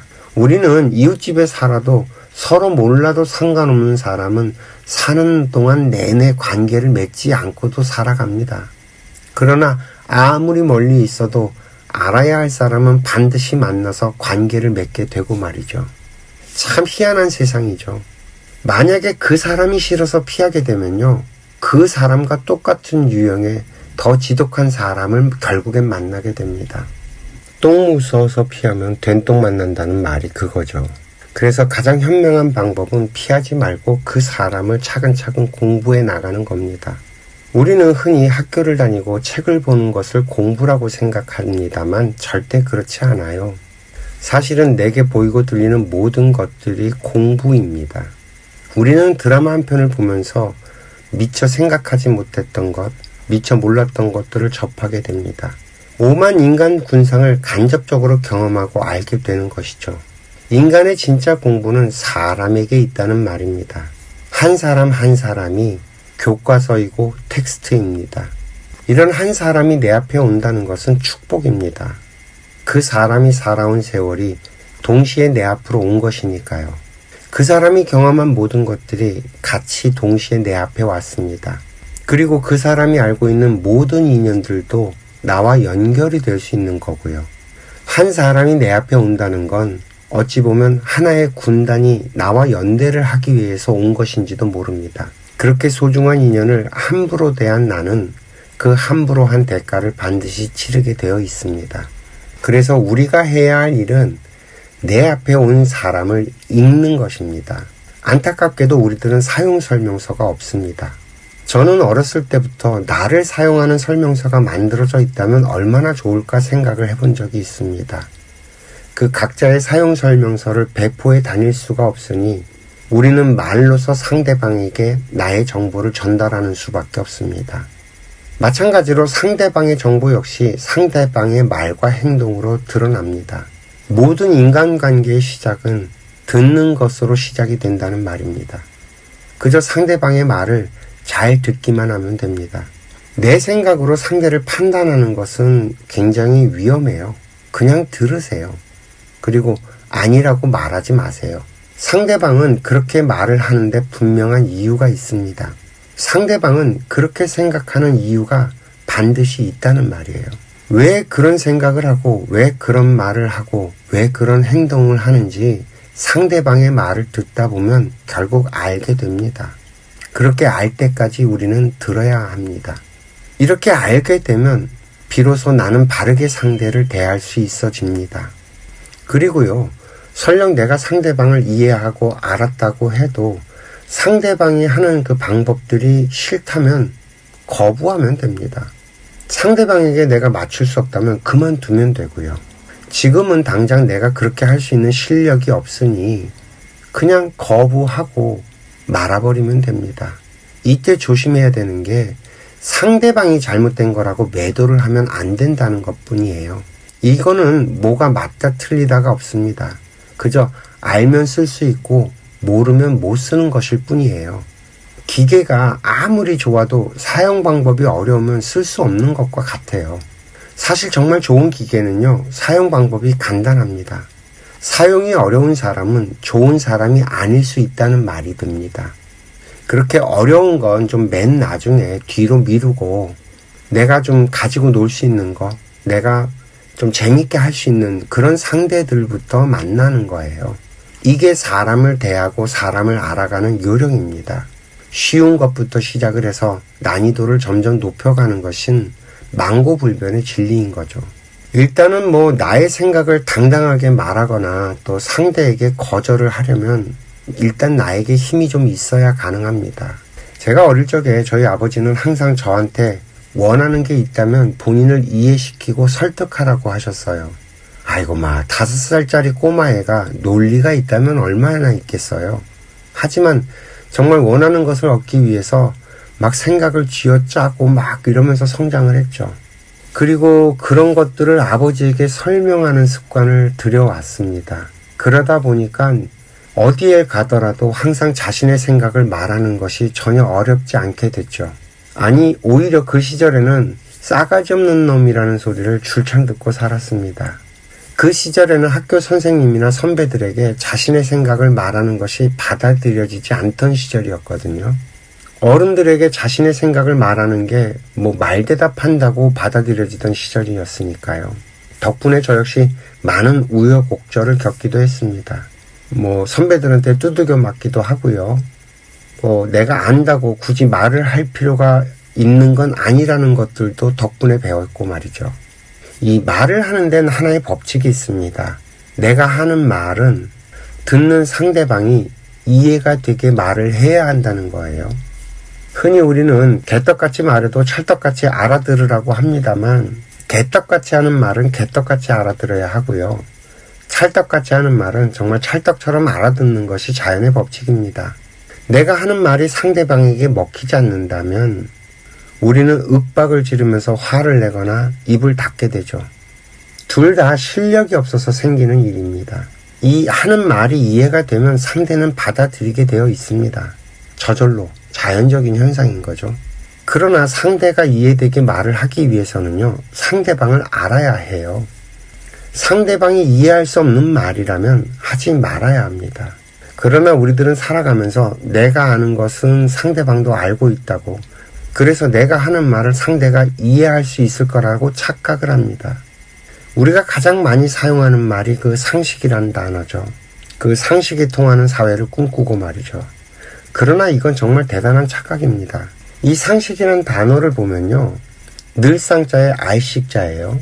일상의 지식이라는 말이죠. 매일매일 살아가면서 늘상 일어나는 일들을 너도 알고 나도 알던 그런 시절의 이야기입니다. 한 마을에 태어나서 그 마을을 떠나지 않고 일평생을 살던 시절에는 그 마을에서 일어나는 일들이라고는 뭐 별로 복잡하지도 않았고요. 그래서 옆집 개똥이네 집에 수저가 몇 개인지 뻔히 알던 그런 시절에는 서로 알고 있는 것들이 비슷해서 딱히 소통이 어렵지 않았습니다. 그러나 현대에 들어서면서 우리는 옆집에 누가 사는지도 모르는 세상을 살고 있습니다.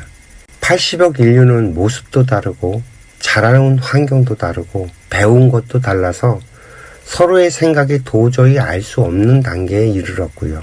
서로 살아가는 일상이 다른데 어떻게 상식이 통할 수 있겠습니까? 정말 불가능한 이야기입니다. 이미 이 세상엔 상식이 존재할 수 없습니다. 이 세상에 상식이 통하지 않는 건 너무 자연스럽고 당연한 일이라는 말이에요.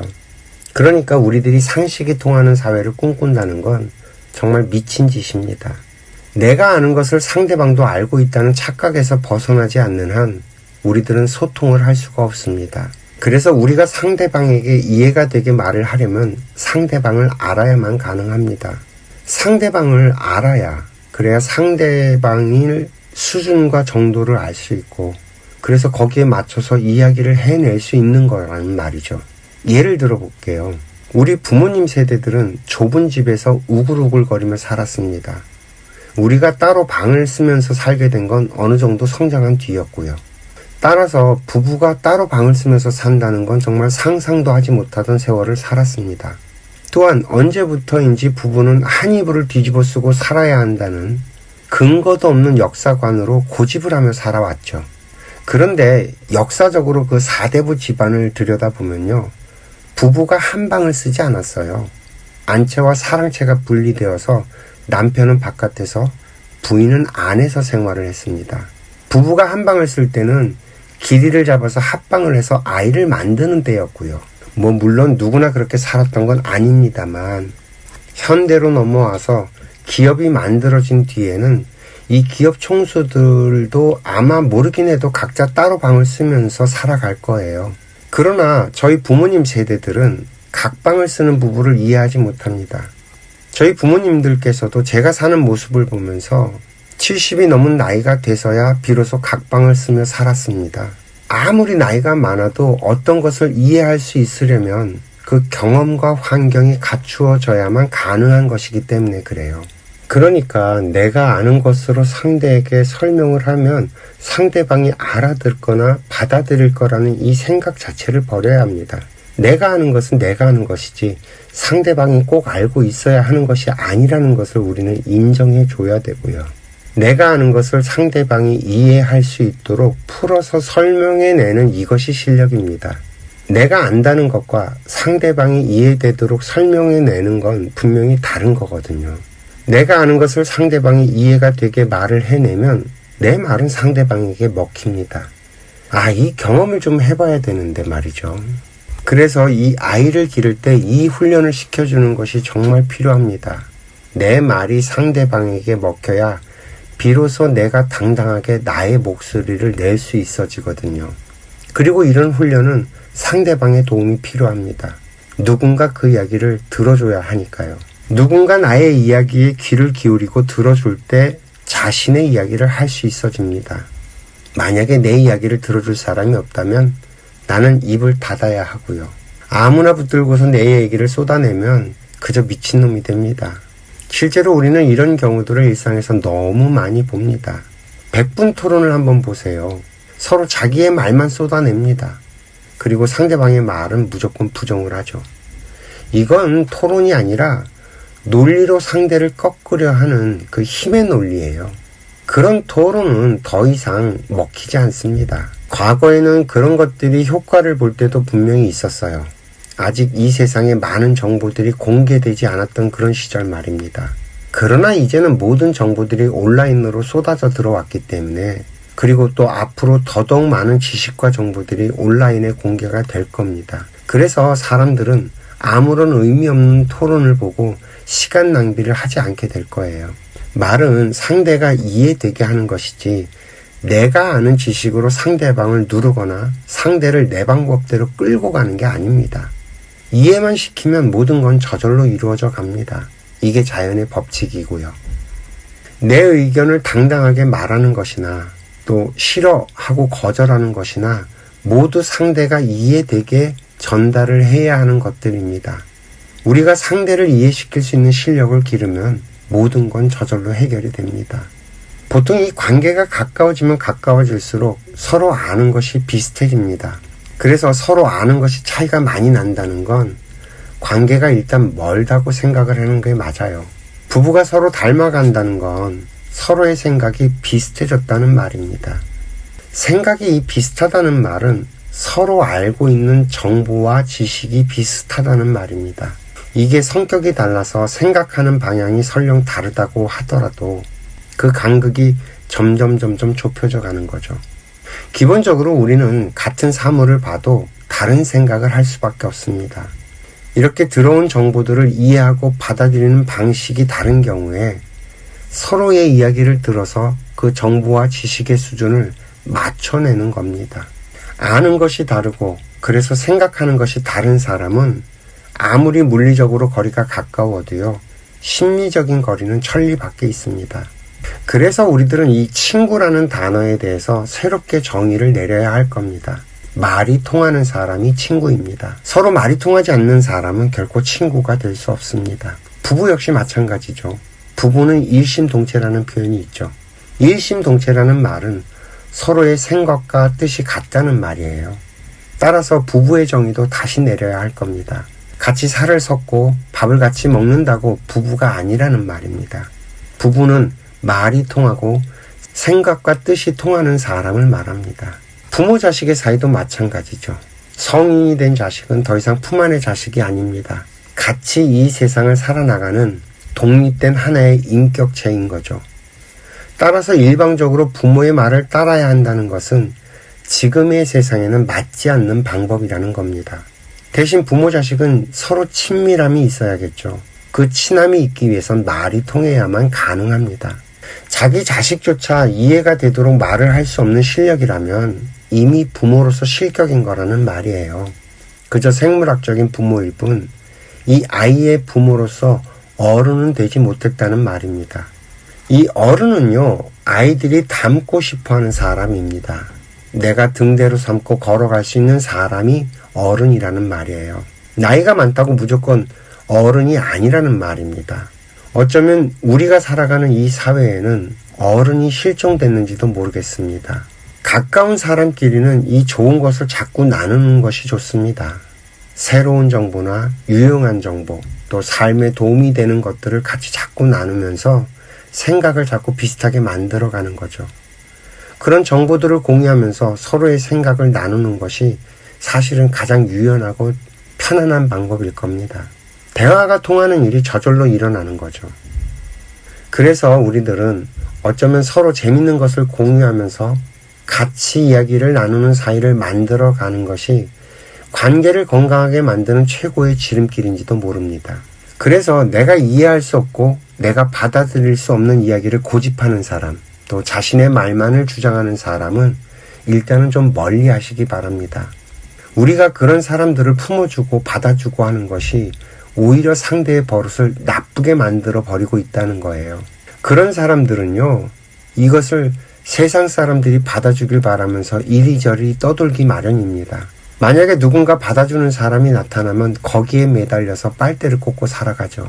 대부분은 착한 사람이 그 대상이 될 거고요. 그래서 늘 착한 사람은 이용을 당합니다. 고집스럽고 자기 주장이 강한 사람과 착한 사람은 한 세트로 움직입니다.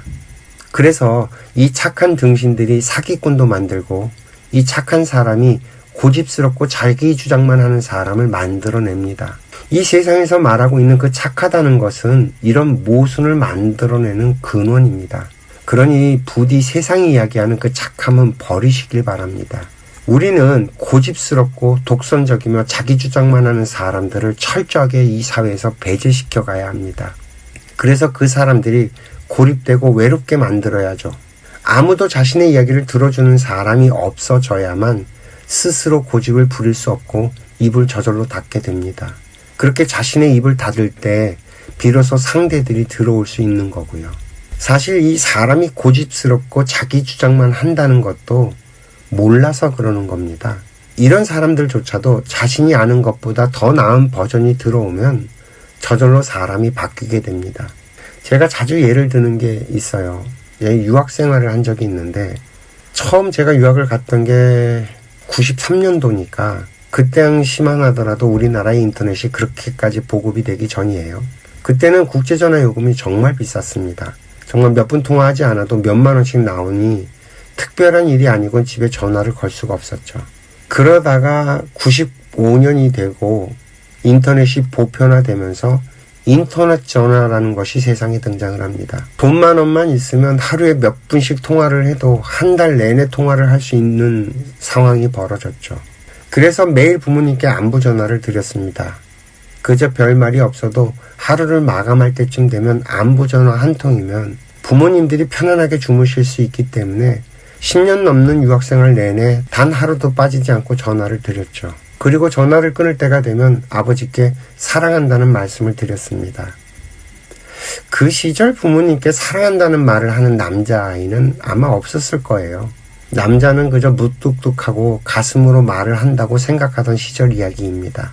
저희 아버지 역시 마찬가지로 그런 분이셨고요. 저 역시 그렇게 교육을 받고 성장한 사람입니다. 부자지간에 말이 없던 그런 시대를 우리는 살았습니다. 그런데 유학생활을 하다 보니까 다른 나라의 문화를 접하게 되고 몇 가지 너무 좋은 외국의 습관들을 보게 된 거예요. 그것이 사랑한다는 것을 말로 표현하는 일이 상대를 굉장히 기분 좋게 하고 관계를 건강하게 만들 수 있다는 거였어요. 그렇게 배운 걸 바로 부모님께 써먹은 겁니다. 그렇게 아들이 사랑한다는 말을 듣던 아버지께서는 6개월 정도 지나자 전화를 끊을 때가 되면 항상 하고 싶은 말 있으면 0.1초 내로 말을 하라고 하면서 은근히 제가 사랑한다는 말을 들으려 하십니다. 다시 그렇게 6개월이 지나고 나니 어느 날 아버지께서 제가 그 사랑한다고 말한 뒤에 나도 하십니다. 저는 아버지께 단 한 번도 아버지가 저를 사랑한다는 말을 해달라고 요구한 적이 없었습니다만 80이 넘은 아버지께서 먼저 저에게 사랑한다는 말씀을 해 주십니다. 이처럼 더 나은 버전이 나오면 사람은 저절로 변하게 되어 있습니다. 억지로 한다고 절대 되는 게 아니라는 말이에요. 그래서 고집스럽고 자기 주장이 강한 사람도 더 나은 버전에 대한 정보가 들어오면 저절로 바뀝니다. 그래서 이 세상엔 절대라는 말은 없습니다. 저 사람은 절대 안 바뀐다는 말은 내가 저 사람을 바꿔낼 실력이 없다는 말에 불과합니다. 그러니 내가 감당이 안 되는 사람은 일단 제껴두시길 바랍니다. 그게 서로를 위하는 길이고요. 이제 우리는 인터넷 세상을 살아갑니다. 세상의 모든 정보들과 지식은 인터넷으로 들어옵니다. 따라서 우리가 살면서 어려워지면 가장 먼저 해야 할 일은 인터넷에서 정보를 찾아보는 것입니다. 이 검색을 잘하는 것에도 요령이 필요합니다. 키워드를 잘 잡아야만 원하는 정보를 그리고 깊이 있는 정보를 쉽게 찾아낼 수 있습니다. 이런 것도 검색을 생활화하면 저절로 알아져 가겠죠. 저는 이 스마트폰이 처음 세상에 나왔을 때 너무 좋았습니다. 바로 이 검색 기능 때문에요. 생활을 하다가 모르는 것이 있으면 즉시 검색을 할 수 있다는 것이 얼마나 축복인지 모릅니다. 세상에 쏟아져 나오는 말들이 너무 많습니다. 그래서 어떤 말이 옳은지 알기 어렵죠. 내 분별력이 약하면 사람들의 논리에 휘둘리게 됩니다. 이 세상은 온갖 사람들이 자신의 생각을 쏟아내고 있고요. 그리고 5만 가지 방법을 이야기하면서 자기의 주장이 옳다고 합니다. 따라서 검색을 통해서 우리들에게 들어오는 정보들에는 참 거짓이 섞여 있습니다. 아니지, 이걸 단순하게 참 거짓이라고 말하는 건 좀 무리가 있겠네요. 질이 좋은 것과 수준이 떨어지는 정보가 섞여 있다는 표현이 좀 더 나은 표현이겠습니다. 우리는 이걸 분별하는 힘을 길러야만 합니다. 항상 어떤 것이든 모르는 것을 검색할 때는 하나만 읽어보고 마는 게 아니라 그것과 관련된 글을 충분하게 다 읽어보는 것이 좋습니다. 관련된 글들을 다양하게 읽다 보면 스스로 어느 정도 알아집니다. 이것도 비유를 한번 들어서 설명을 해볼까요? 저는 그 유학 시절에 서점에 가는 것이 낙이었습니다. 워낙 쪼들린 생활을 하다 보니 책 한 권 사는 것도 빠듯했죠. 그래서 일주일에 한두 번은 서점에 꼭 들러서 책을 훑어봅니다. 그리고 도저히 사지 않고는 못 베길 것 같은 책 딱 한 권을 사서 돌아옵니다. 그렇게 해서 사 모은 책이 한 10,000권이 넘어가니 좋은 책을 보는 눈이 저절로 생깁니다. 이제는 어느 정도 목록만 봐도 작가가 알고 쓴 책인지 아니면 모르면서 자료를 끌어모아서 짜집기 한 책인지 분별이 갑니다. 마찬가지로 이 검색을 하면서 관련된 글을 읽다 보면요, 자신도 모르는 사이에 스스로 분별력이 높아지고 스스로 알아집니다. 일단 자신도 모르면서 하는 말은 어지럽고요, 어렵습니다. 그리고 자기가 알고 있는 그 지식들을 늘어놓기 바쁘죠. 스스로 권위가 없다 보니 이 세상에 유명한 사람들의 말을 갖다 인용을 합니다. 이렇게 쓰여진 글이라면 일단 건너뛰는 게 좋습니다. 읽어봐도 별반 도움이 되질 않습니다. 그러나 아는 사람이 쓴 글은 쉽습니다.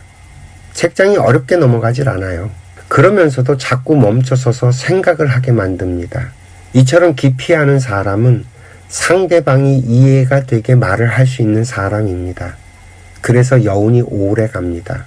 사람은요, 이해가 되고 알게 되면 행동으로 저절로 옮길 수 있어집니다. 이건 저절로 되는 거예요.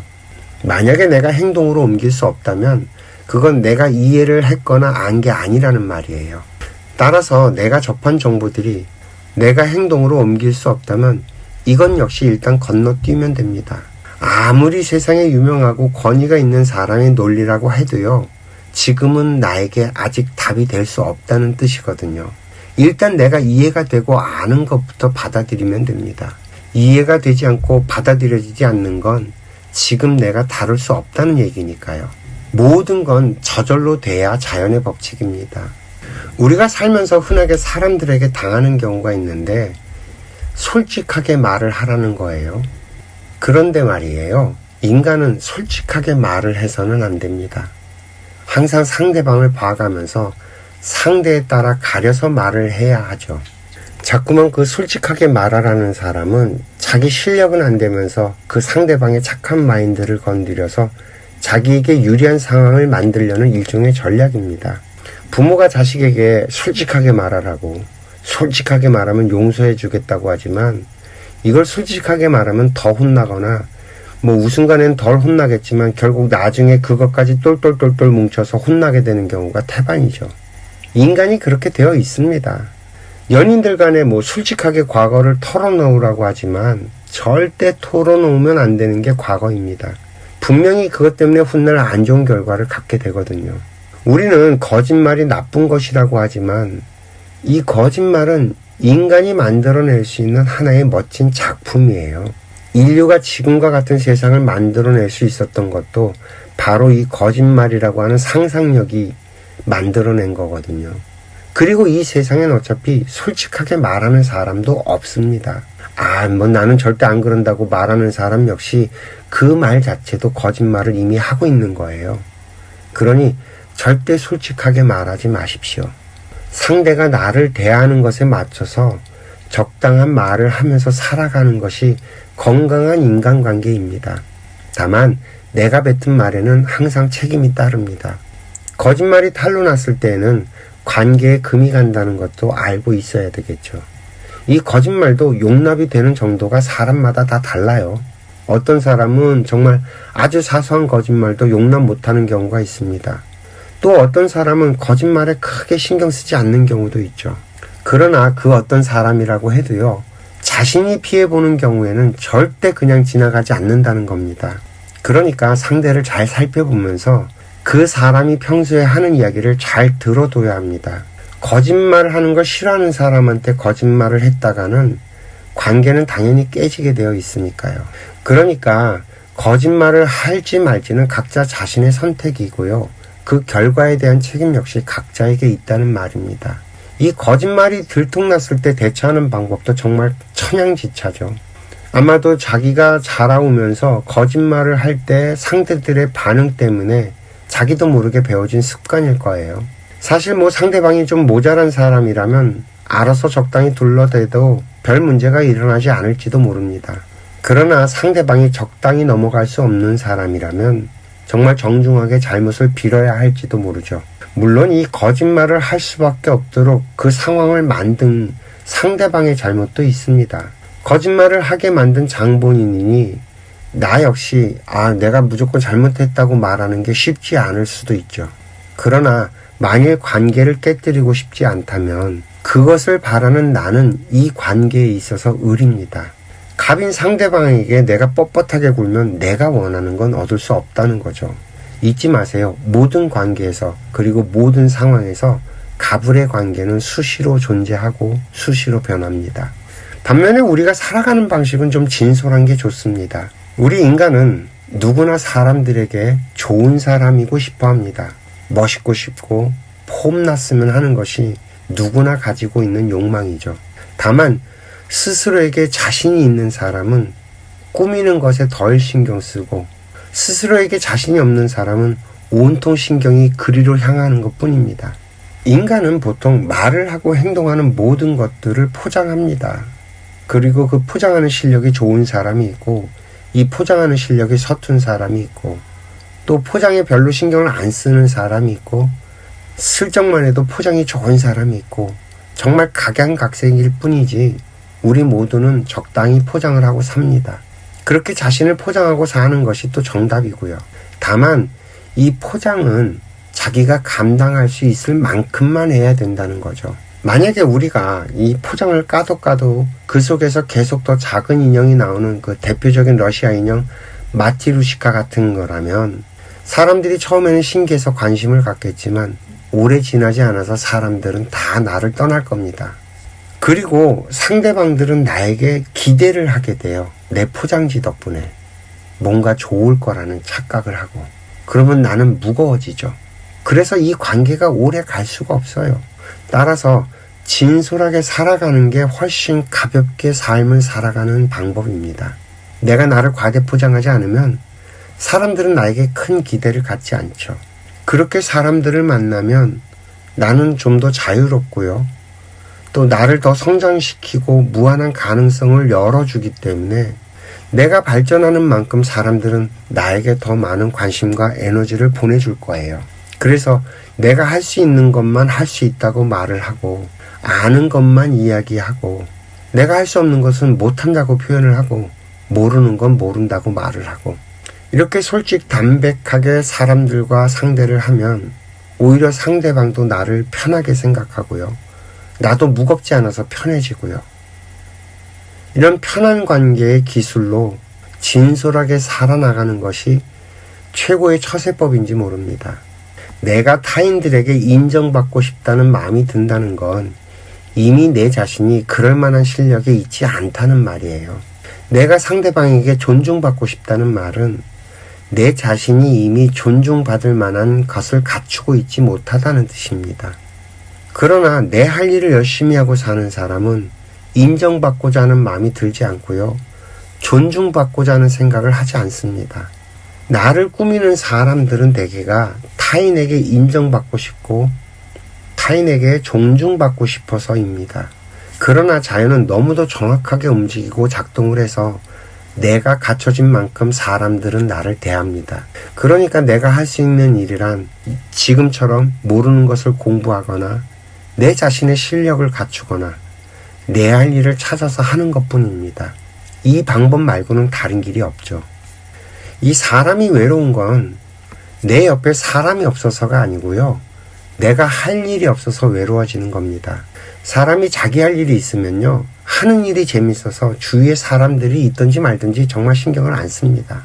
만약에 내가 뭔가 일을 하면서 외롭다고 느낀다면 내가 할 일이 아닌 것을 하고 있다는 말이 되기도 하고요. 왜냐하면 사람은 누구나 자기 수준에 맞는 일이 있습니다. 극단적으로 예를 들어보면 박사학위를 가진 사람이 저 시골에 가서 농사를 짓는다면 그게 재미있을까요? 자신에게 맞지 않는 일을 하니까 힘만 들 거예요. 그래서 결국엔 외로워지겠죠. 이 영화나 드라마, 소설 같은 데서 모든 걸 버리고 시골에 간 사람을 정말 너무 미화해서 표현을 해서 그렇지 그런 얘기는 상상 속에만 있을 뿐이지 현실에서는 불가능합니다. 내가 내 자신이 해야 할 일을 찾아내지 못하면 재밌게 할 게 없기 때문에 결국 외로워지는 겁니다. 학생은 원래 공부하는 것이 자신의 일이고요. 만일 학생이 공부의 키를 잡지 못하면 공부가 재미없고 외로워집니다. 그러니 뻘짓을 하게 되어 있죠. 수준 있는 사람이 자신의 질량에 맞지 않는 일을 찾아서 하다 보면 그 일이 재미가 없고 외로워집니다. 외로운 사람은 자신이 할 일을 찾아내야만 합니다. 다만 수준 있는 사람은 자기 질량에 맞는 일을 찾기가 좀 어렵죠. 그러나 어쨌거나 내가 할 수 있는 일을 찾아서 열심히 한다면 절대 외로워지는 법은 없다는 말입니다. 게다가 자신의 일을 열심히 하고 있는 사람은요, 빛이 납니다. 누가 봐도 멋있죠. 그러니 자연스럽게 주변에 사람이 따르게 되어 있고요. 그러니까 외로운 사람은 외롭다고 사람을 찾아다닐 게 아니라 자신이 해야 할 일을 찾아서 열심히 하시기 바랍니다. 내 할 일을 찾아서 하게 되면요, 내가 만나야 될 사람은 반드시 만나게 되어 있습니다. 오히려 할 일을 못 찾게 되면 내가 만나야 될 사람을 못 만나게 되는 경우도 생기겠죠. 우리는 외로움의 근본을 좀 알아야 합니다. 우리가 그 인간관계에서 만들어진 갈등으로 인해서 상처를 받을 때 한 가지 반드시 우리가 알아야 할 게 있어요. 이건 절대 변하지 않는 철칙인데, 누가 아프냐는 겁니다. 아픈 사람은 환자입니다. 그래서 이 환자의 잘못이 더 크다는 말이에요. 우리가 인간이 바르게 사는 사람이 아파지는 법은 없습니다. 결국 아파진 사람이 뭔지는 모르지만 잘못한 것들이 있어서 아파진 거라는 거죠. 모든 관계에서 이게 아무리 베베 꼬인 상황이라고 해도 단순하게 정리하는 방법은 누가 아픈가를 찾는 것입니다. 결국 문제를 해결해야 하는 사람도 아픈 사람인 거고요. 이 병에 걸린 환자를 치료하는 거지 환자 주변의 사람들을 치료하는 건 아니잖아요. 그리고 아픈 정도에 따라서 잘못의 정도가 정확하게 비례하게 됩니다.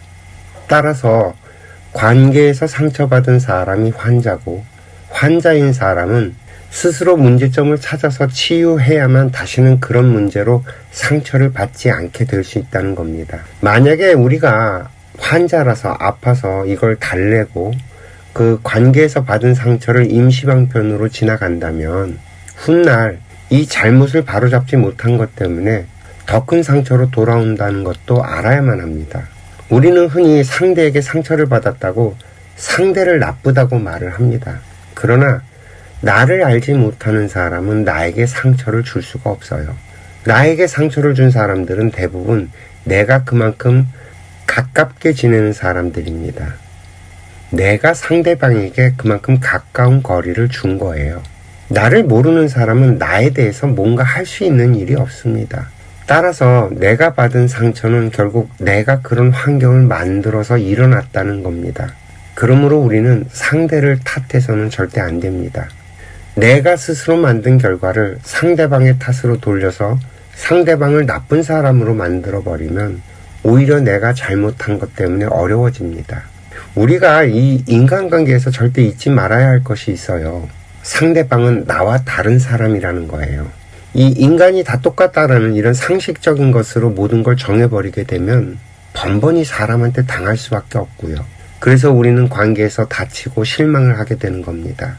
자신이 아는 상식으로 상대가 그럴 것이라고 생각하고 행동을 하는 한 반드시 당하게 되어 있습니다. 왜냐하면 인간은 그 어떤 짓도 할 수 있는 존재들이기 때문에 그래요. 정말이지 이 환경과 상황이 만들어지면 그 어떤 일도 일어날 수 있습니다. 왜 요새 계속 그런 걸 보잖아요. 묻지마 폭행, 묻지마 살인, 뭐 이런 것들 말이죠. 그리고 그렇게 이미 일어난 일 뒤에 아니 어떻게 인간이 그렇게 하냐는 식의 말은 아무 소용이 없다는 거죠. 우리는 자기 스스로 힘을 길러서 스스로를 지키고 보호해야만 합니다. 현대사회에서 이 관계의 거리는 심리적인 거리가 돼버렸어요. 물론 이 물리적인 거리가 가까움으로 인해서 친해질 수밖에 없는 그런 인연들이 있기는 하죠. 가족이 그렇고 친구가 그렇고 동료들이 그렇습니다. 그러나 마음이 멀어진 사이는 아무리 거리가 가깝게 있어도 타인입니다. 이 하나의 공동 운명체로서 지구라는 별에서 살아가는 우리는 모두가 하나이지만 동시에 모두가 타인입니다. 그래서 관계는 반드시 상호 존중으로 시작을 해야 합니다. 상대를 인정하지 않는 관계는 시작해서도 안 되고 시작돼도 결국 병들고 망가지게 되어 있죠. 이 상호 존중이라는 것은 내 생각을 상대방에게 강요하지 않는 것입니다. 지금까지 우리들은요, 힘의 논리로 이 세상을 살아왔습니다. 그리고 먼저 세상에 태어나 살고 있는 사람들이 만들어 놓은 세상에 나중에 태어난 사람들이 편입되어 살아가는 구조를 갖고 있죠. 그러다 보니 항상 먼저 힘을 가진 쪽에서 힘이 없는 쪽을 강요하는 세상이 만들어졌습니다. 그러나 21세기는요, 세상의 모든 지식과 정보를 누구나 노력하면 가질 수 있는 수준으로 올라와 버렸습니다. 함부로 힘이 있는 사람이 힘없는 사람을 강제하면 법적으로 사회적으로 제재를 받고 지탄을 받는 세상입니다. 21세기의 인간의 문화는 상호 존중을 기본으로 하도록 성장되어 있습니다. 따라서 부모 자식의 사이라고 하더라도요, 부모가 힘의 논리로 자신의 생각을 강요하면 안 된다는 것이 우리가 살아가고 있는 세상의 보편적인 가치 기준이 되어버렸습니다. 최소한 적어도 대한민국에선 이미 그렇게 되어가고 있고요. 그래서 관계의 거리를 결정하는 것은 내 자신입니다.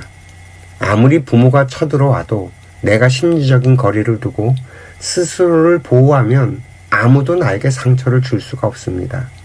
내가 인정하는 거리를 존중하는 사람만 상대하고 또 상대가 인정하는 거리를 존중하면서 살아가는 것이 가장 이상적인 인간관계입니다. 내가 자유로울 권리가 있는 것처럼 그들도 스스로 자유로울 권리가 있다는 말이죠. 어느 한쪽의 일방적인 희생으로 이루어진 관계는 결국엔 불행해질 수밖에 없습니다. 아무리 가까운 사이라도 서로의 자유를 구속하는 관계는 건강한 관계라고 할 수가 없고요. 그래서 우리는 끝없이 이 적정거리에 대해서 고민해야만 합니다. 특히 이 정이 많은 대한민국에서 상처받지 않고 살아내기 위해서는 정에 이끌리는 관계가 되면 될수록 오히려 독이 되어서 나를 죽이게 된다는 거죠. 누군가를 좋아하고 잘해줌으로써 상대에게 다시 좋아함을 받고 하는 관계를 우리는 사랑이라고 부르죠. 그러다 결혼도 하고 부부가 됩니다. 그러나 이렇게 달달한 이야기 뒤에는 반드시 악몽 같은 뒷이야기들이 따라옵니다. 적절한 거리두기, 상대의 자유를 존중하기, 상대를 위해서 노력하기 같은 기본적인 인간관계의 매너와 태도를 배우지 못한 결과는 정말 참혹합니다. 우리는 누구나 자신의 인생을 살기 위해서 이 땅에 태어났습니다.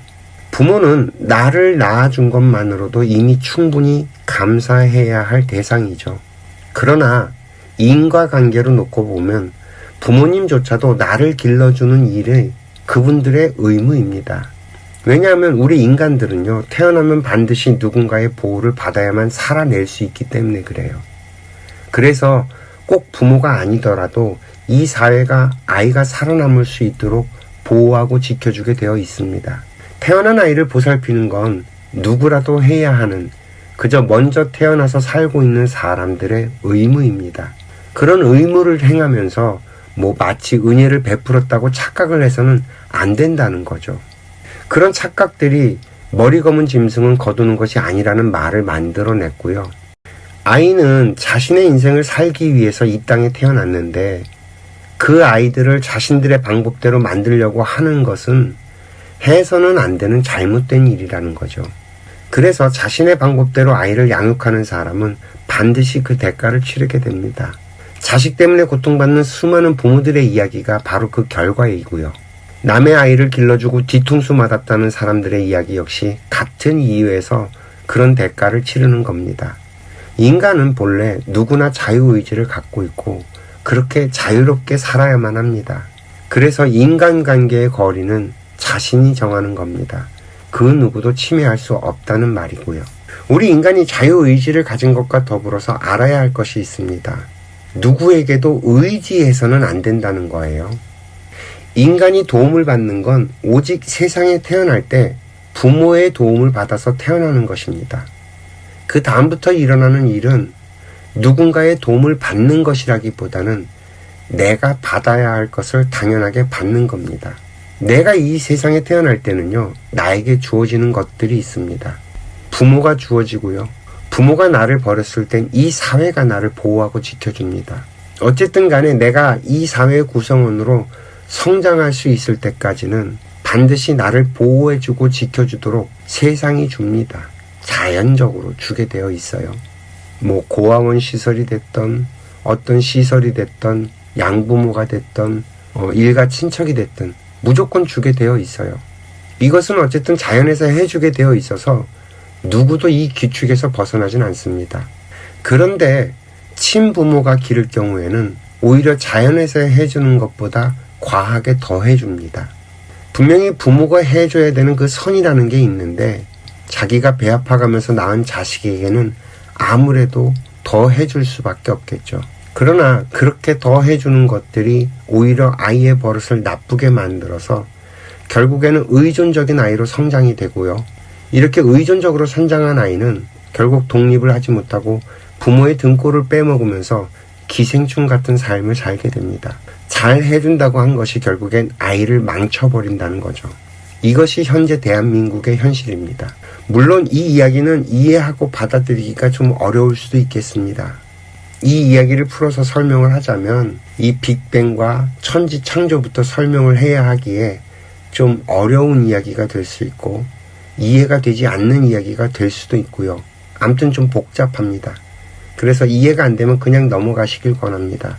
어찌됐든 간에 우리는 누구나 자신의 인생을 살기 위해서 태어났습니다. 따라서 21살이 넘어가면 자신의 인생을 스스로 책임져야만 합니다. 그 누구의 간섭을 받지 않을 권리가 있는 것처럼 그 누구에게도 의지하면 안 된다는 의무도 갖고 있는 거죠. 이 꿀은 달콤하지만 많이 먹으면 혀와 위장을 마비시킵니다. 의지는 순간 달콤할진 모르겠지만 이 보호막이 걷어졌을 때 내가 감당해야 하는 그 현실의 결과는 정말 참혹하죠. 이 자식을 바르게 잘 기른다는 것은 부모에게 의지하지 않고 스스로 결정하면서 성장하도록 환경을 만들어주는 겁니다. 현명한 부모는 자식이 스스로 묻고 답을 구하는 사람으로 키웁니다. 그리고 이 사회 구성원으로서 당당히 1인분을 하면서 살아갈 수 있도록 성장시키는 거죠. 모든 인간관계가 마찬가지입니다. 부부도 서로 의지하는 것이 아니고 서로 의논하고 협력하며 건강한 관계를 만들어가는 것이고요. 따라서 상대가 말을 하지 않아도 알아서 해주는 건 자꾸 상대방에게 꿀을 먹이는 것과 같습니다. 상대가 묻지도 않았는데 자꾸 이런저런 말을 하는 것도 상대에게 독을 먹이는 것 같고요. 정말 건강한 인간관계의 기본은 상대방이 나에게 말을 할 때 시작이 되는 겁니다. 그래서 상대방이 말을 한 만큼 응대하는 거죠. 내가 상대를 의지하게 만들었다면 그 대가를 정확하게 치르게 되어 있습니다. 이것이 자연의 법칙이라는 거죠. 의지를 한 사람도 의지를 하게 만든 사람도 모두 상처받고 끝나고 맙니다. 따라서 타인에 대한 의지는 건강한 관계를 망치는 독입니다. 앞에서도 말했듯이 모든 인간관계는 갑을의 관계입니다. 또한 모든 관계의 시작은 말을 시작하는 것에서 출발을 합니다. 보통은 먼저 말을 거는 사람이 을이고 말을 받아주는 쪽이 갑이 됩니다. 물론 갑이 을에게 편하게 말을 할 수 있도록 그런 분위기를 만들어주기 위해서 먼저 말을 거는 경우도 있습니다. 그러나 그런 경우엔 이미 스스로 누가 갑이고 을인지 알고 있죠. 일반적인 경우라면 먼저 말을 하고 싶은 사람이 을입니다. 그래서 을은 항상 고픕니다. 그리고 누군가 자신의 이야기를 들어주기를 바라죠. 누군가 자신의 이야기를 들어주고 거기에서 돌아오는 반응을 목말라 합니다. 따라서 이야기를 하기 좋아하는 사람은 잘 들어주는 것이 생명의 은인 같을 수도 있습니다. 특히 현대를 살아가는 사람이라면 대부분 그렇죠. 그래서 자기 이야기를 잘 들어주는 사람이 없으면 이야기를 들어줄 사람을 찾아서 이리저리 떠돌아다닙니다. 그러다 누구라도 얻어 걸리게 되면 거기에다 말을 쏟아내죠. 상대가 듣든 말든 상관없이 말입니다. 주로 착한 마인드의 소유자가 이런 사람들을 양산합니다. 그래서 어떻게 보면 이 세상은 착한 사람들 때문에 더 혼탁해지고 더 어려워지고 더 꼬여버렸는지도 모릅니다. 사실 요즘 같은 세상이 사람을 상대하기가 더 쉬워졌는지도 몰라요. 그저 상대방의 얘기를 들어주기만 하면 인기를 얻을 수 있으니 말입니다. 그러나 그만큼 리스크는 분명히 발생을 합니다. 관계의 거리를 유지하지 않으면 낭패를 보기 십상이니까요. 어쨌든 모든 관계에서 이야기를 더 많이 들어준 사람이 유리한 고지를 차지하게 되는 것은 사실입니다. 나는 상대를 알지만 상대는 나를 잘 모르기 때문에 항상 나는 상대를 적절하게 상대할 수 있지만 상대방은 연발 나에게 헛발질을 하고 실수를 하게 되니까요. 사실 말이 많다는 건 에너지가 많다는 것인지도 모릅니다. 한번 별을 상상해 봅시다. 스스로 빛을 발하는 별은 대개가 그렇지 않은 별보다 크고 에너지가 많습니다. 에너지가 꽉 차서 밖으로 방출되는 모습이 바로 별이 빛나는 모습이죠. 빛을 발산하지 못하는 별은 에너지가 부족하거나 에너지를 받아들이면서 성장하는 중이고요. 지구처럼 스스로 빛을 내지 못하는 별이라고 해도 분명히 자기 자신이 존재하는 이유를 가진 별들이입니다. 우리들도 그렇죠. 꼭 말을 잘하거나 많이 해야 할 필요가 없다는 거예요. 자기 자신을 표현해내는 방법은 너무도 많으니까요. 이 수없이 많은 별들이 서로를 가까이 하지 않는 이유는 너무 가까이 다가가면 결국 충돌하고 파괴되기 때문입니다. 우리 인간들도 그래요. 적당한 거리를 유지해야만 파괴되지 않고 서로가 서로에게 도움이 되면서 건강한 관계를 유지할 수 있습니다. 대부분의 인간관계에서 상처를 받는 건 서로의 적당한 거리를 알지 못해서입니다. 태양을 아무리 좋아해도 너무 가까이 다가가면 내가 홀라당 타버립니다. 반면 너무 먼 거리에 있는 별은 그 존재를 알아챌 수가 없죠. 모든 별들이 자기 자신의 정확한 위치를 고수하는 것처럼 우리 인간들 역시 각자 자기 자신의 포지션이 있는지도 모르겠습니다. 그리고 관계에서 최고 적당한 거리를 찾아내는 것이 우리들의 숙제이고요. 어찌됐건 간에 인간관계에서 우리가 하지 말아야 할 것은 딱 하나입니다. 상대를 내 멋대로 재단하고 계산하는 거죠. 이 인간의 내면은 양파와 같아서 까도 그 끝을 모를 정도입니다. 그래서 아무리 부모 자식의 사이라고 해도 아이가 성장하면서 접촉하는 모든 것들을 알 수는 없습니다. 따라서 내 아이들을 부모들은 잘 모릅니다. 부부 사이는 더 말할 필요도 없겠죠. 서로 성장하는 과정에서 있었던 일들을 알 수 없기 때문에 함께하는 동안 경험하게 되는 모든 것들을 상대가 어떤 식으로 이해하고 받아들이는지 알 수가 없습니다. 우리는 서로를 잘 모른다는 것이 정답입니다. 그리고 우리는 그 누구도 서로를 잘 알 수 없는 존재들이고요. 그래서 그저 상대를 인정하고 내가 할 수 있을 만큼만 받아들이는 수밖에 없습니다. 너무나 명확한 건 그 어떤 상대라고 해도요, 절대로 내가 생각한 대로 움직이지 않는다는 겁니다. 그래서 사람들을 상대로 하는 일에 계획을 세운다는 건 정말 너무나 무모한 겁니다. 사람을 상대로 제발 계산들 하지 마세요. 제 아무리 세상이 발전을 해서 AI가 나의 취향과 습성을 모두 파악해서 모든 것들을 속속들이 알아낸다고 하더라도 절대 한 인간을 파악할 수는 없습니다. 왜냐하면 AI는 게임의 법칙을 익힐 수는 있어도 게임을 파괴하거나 포기하는 법을 배울 수 없으니까요.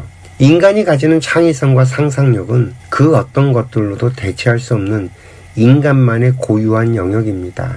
이런 복잡하고 힘든 인간관계에서 사람을 움직이는 방법이 없냐? 그렇지는 않아요. 사람을 움직이는 방법은 반드시 있습니다. 어떻게? 상대방에게 필요한 사람이 되는 겁니다.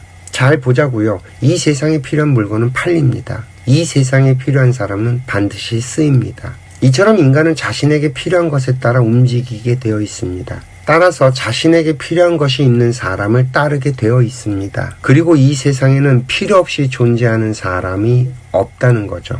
우리는 서로가 무언가를 필요로 하게 되어 있고요. 그리고 그 필요에 의해서 움직이도록 만들어져 있습니다. 내가 만약에 누군가에 필요한 사람이 된다면 그 사람은 나를 따를 것이고요. 내가 누군가에게 필요 없는 사람이 된다면 그 사람은 나를 떠나게 될 겁니다. 이별은 어떻게 이렇게도 지독한지 살아오면서 수없이 많은 이별들을 경험을 했음에도 불구하고 정말 익숙해지지 않는지 모르겠습니다. 이제는 더 이상 필요해지지 않아서 나를 떠나는 사람들을 담담하게 받아들이는 법은 도무지 배워지지 않습니다.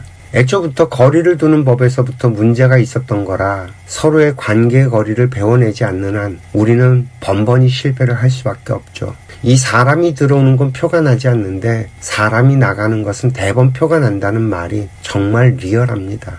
이 태양계 궤도에서 별이 하나가 사라진다면 태양계는 파괴될 수도 있습니다. 마찬가지로 내 영역에서 함께 호흡했던 사람이 떠난다면 다른 누군가가 채워질 때까지 그 공허함을 메울 수 있는 길은 없을 거예요. 아무리 대단한 공부를 해서 하늘의 높은 도를 깨우친 경지를 이루었다고 해도 애초에 정을 주지 않았다면 모를까?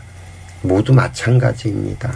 그래서 인간관계에서 정으로 사는 것은 독입니다. 분명히 서로를 갉아먹게 되어 있죠. 이 정은 사적인 감정이고 이 사적인 감정은 분명하게 거리두기에 실패할 수밖에 없으니까요. 원래 있어야 할 자리를 벗어나 별들이 가까이 있게 되면 파괴되거나 서로를 밀어낼 환경이 저절로 만들어지게 되어 있다는 겁니다. 그래서 부모 자식도 떨어져서 살게 되고 부부도 이혼을 하게 되는 겁니다. 제가 드리는 설명이 조금 차갑게 들릴 수 있겠지만 인간관계학에선 철저하게 다루어야 할 부분입니다.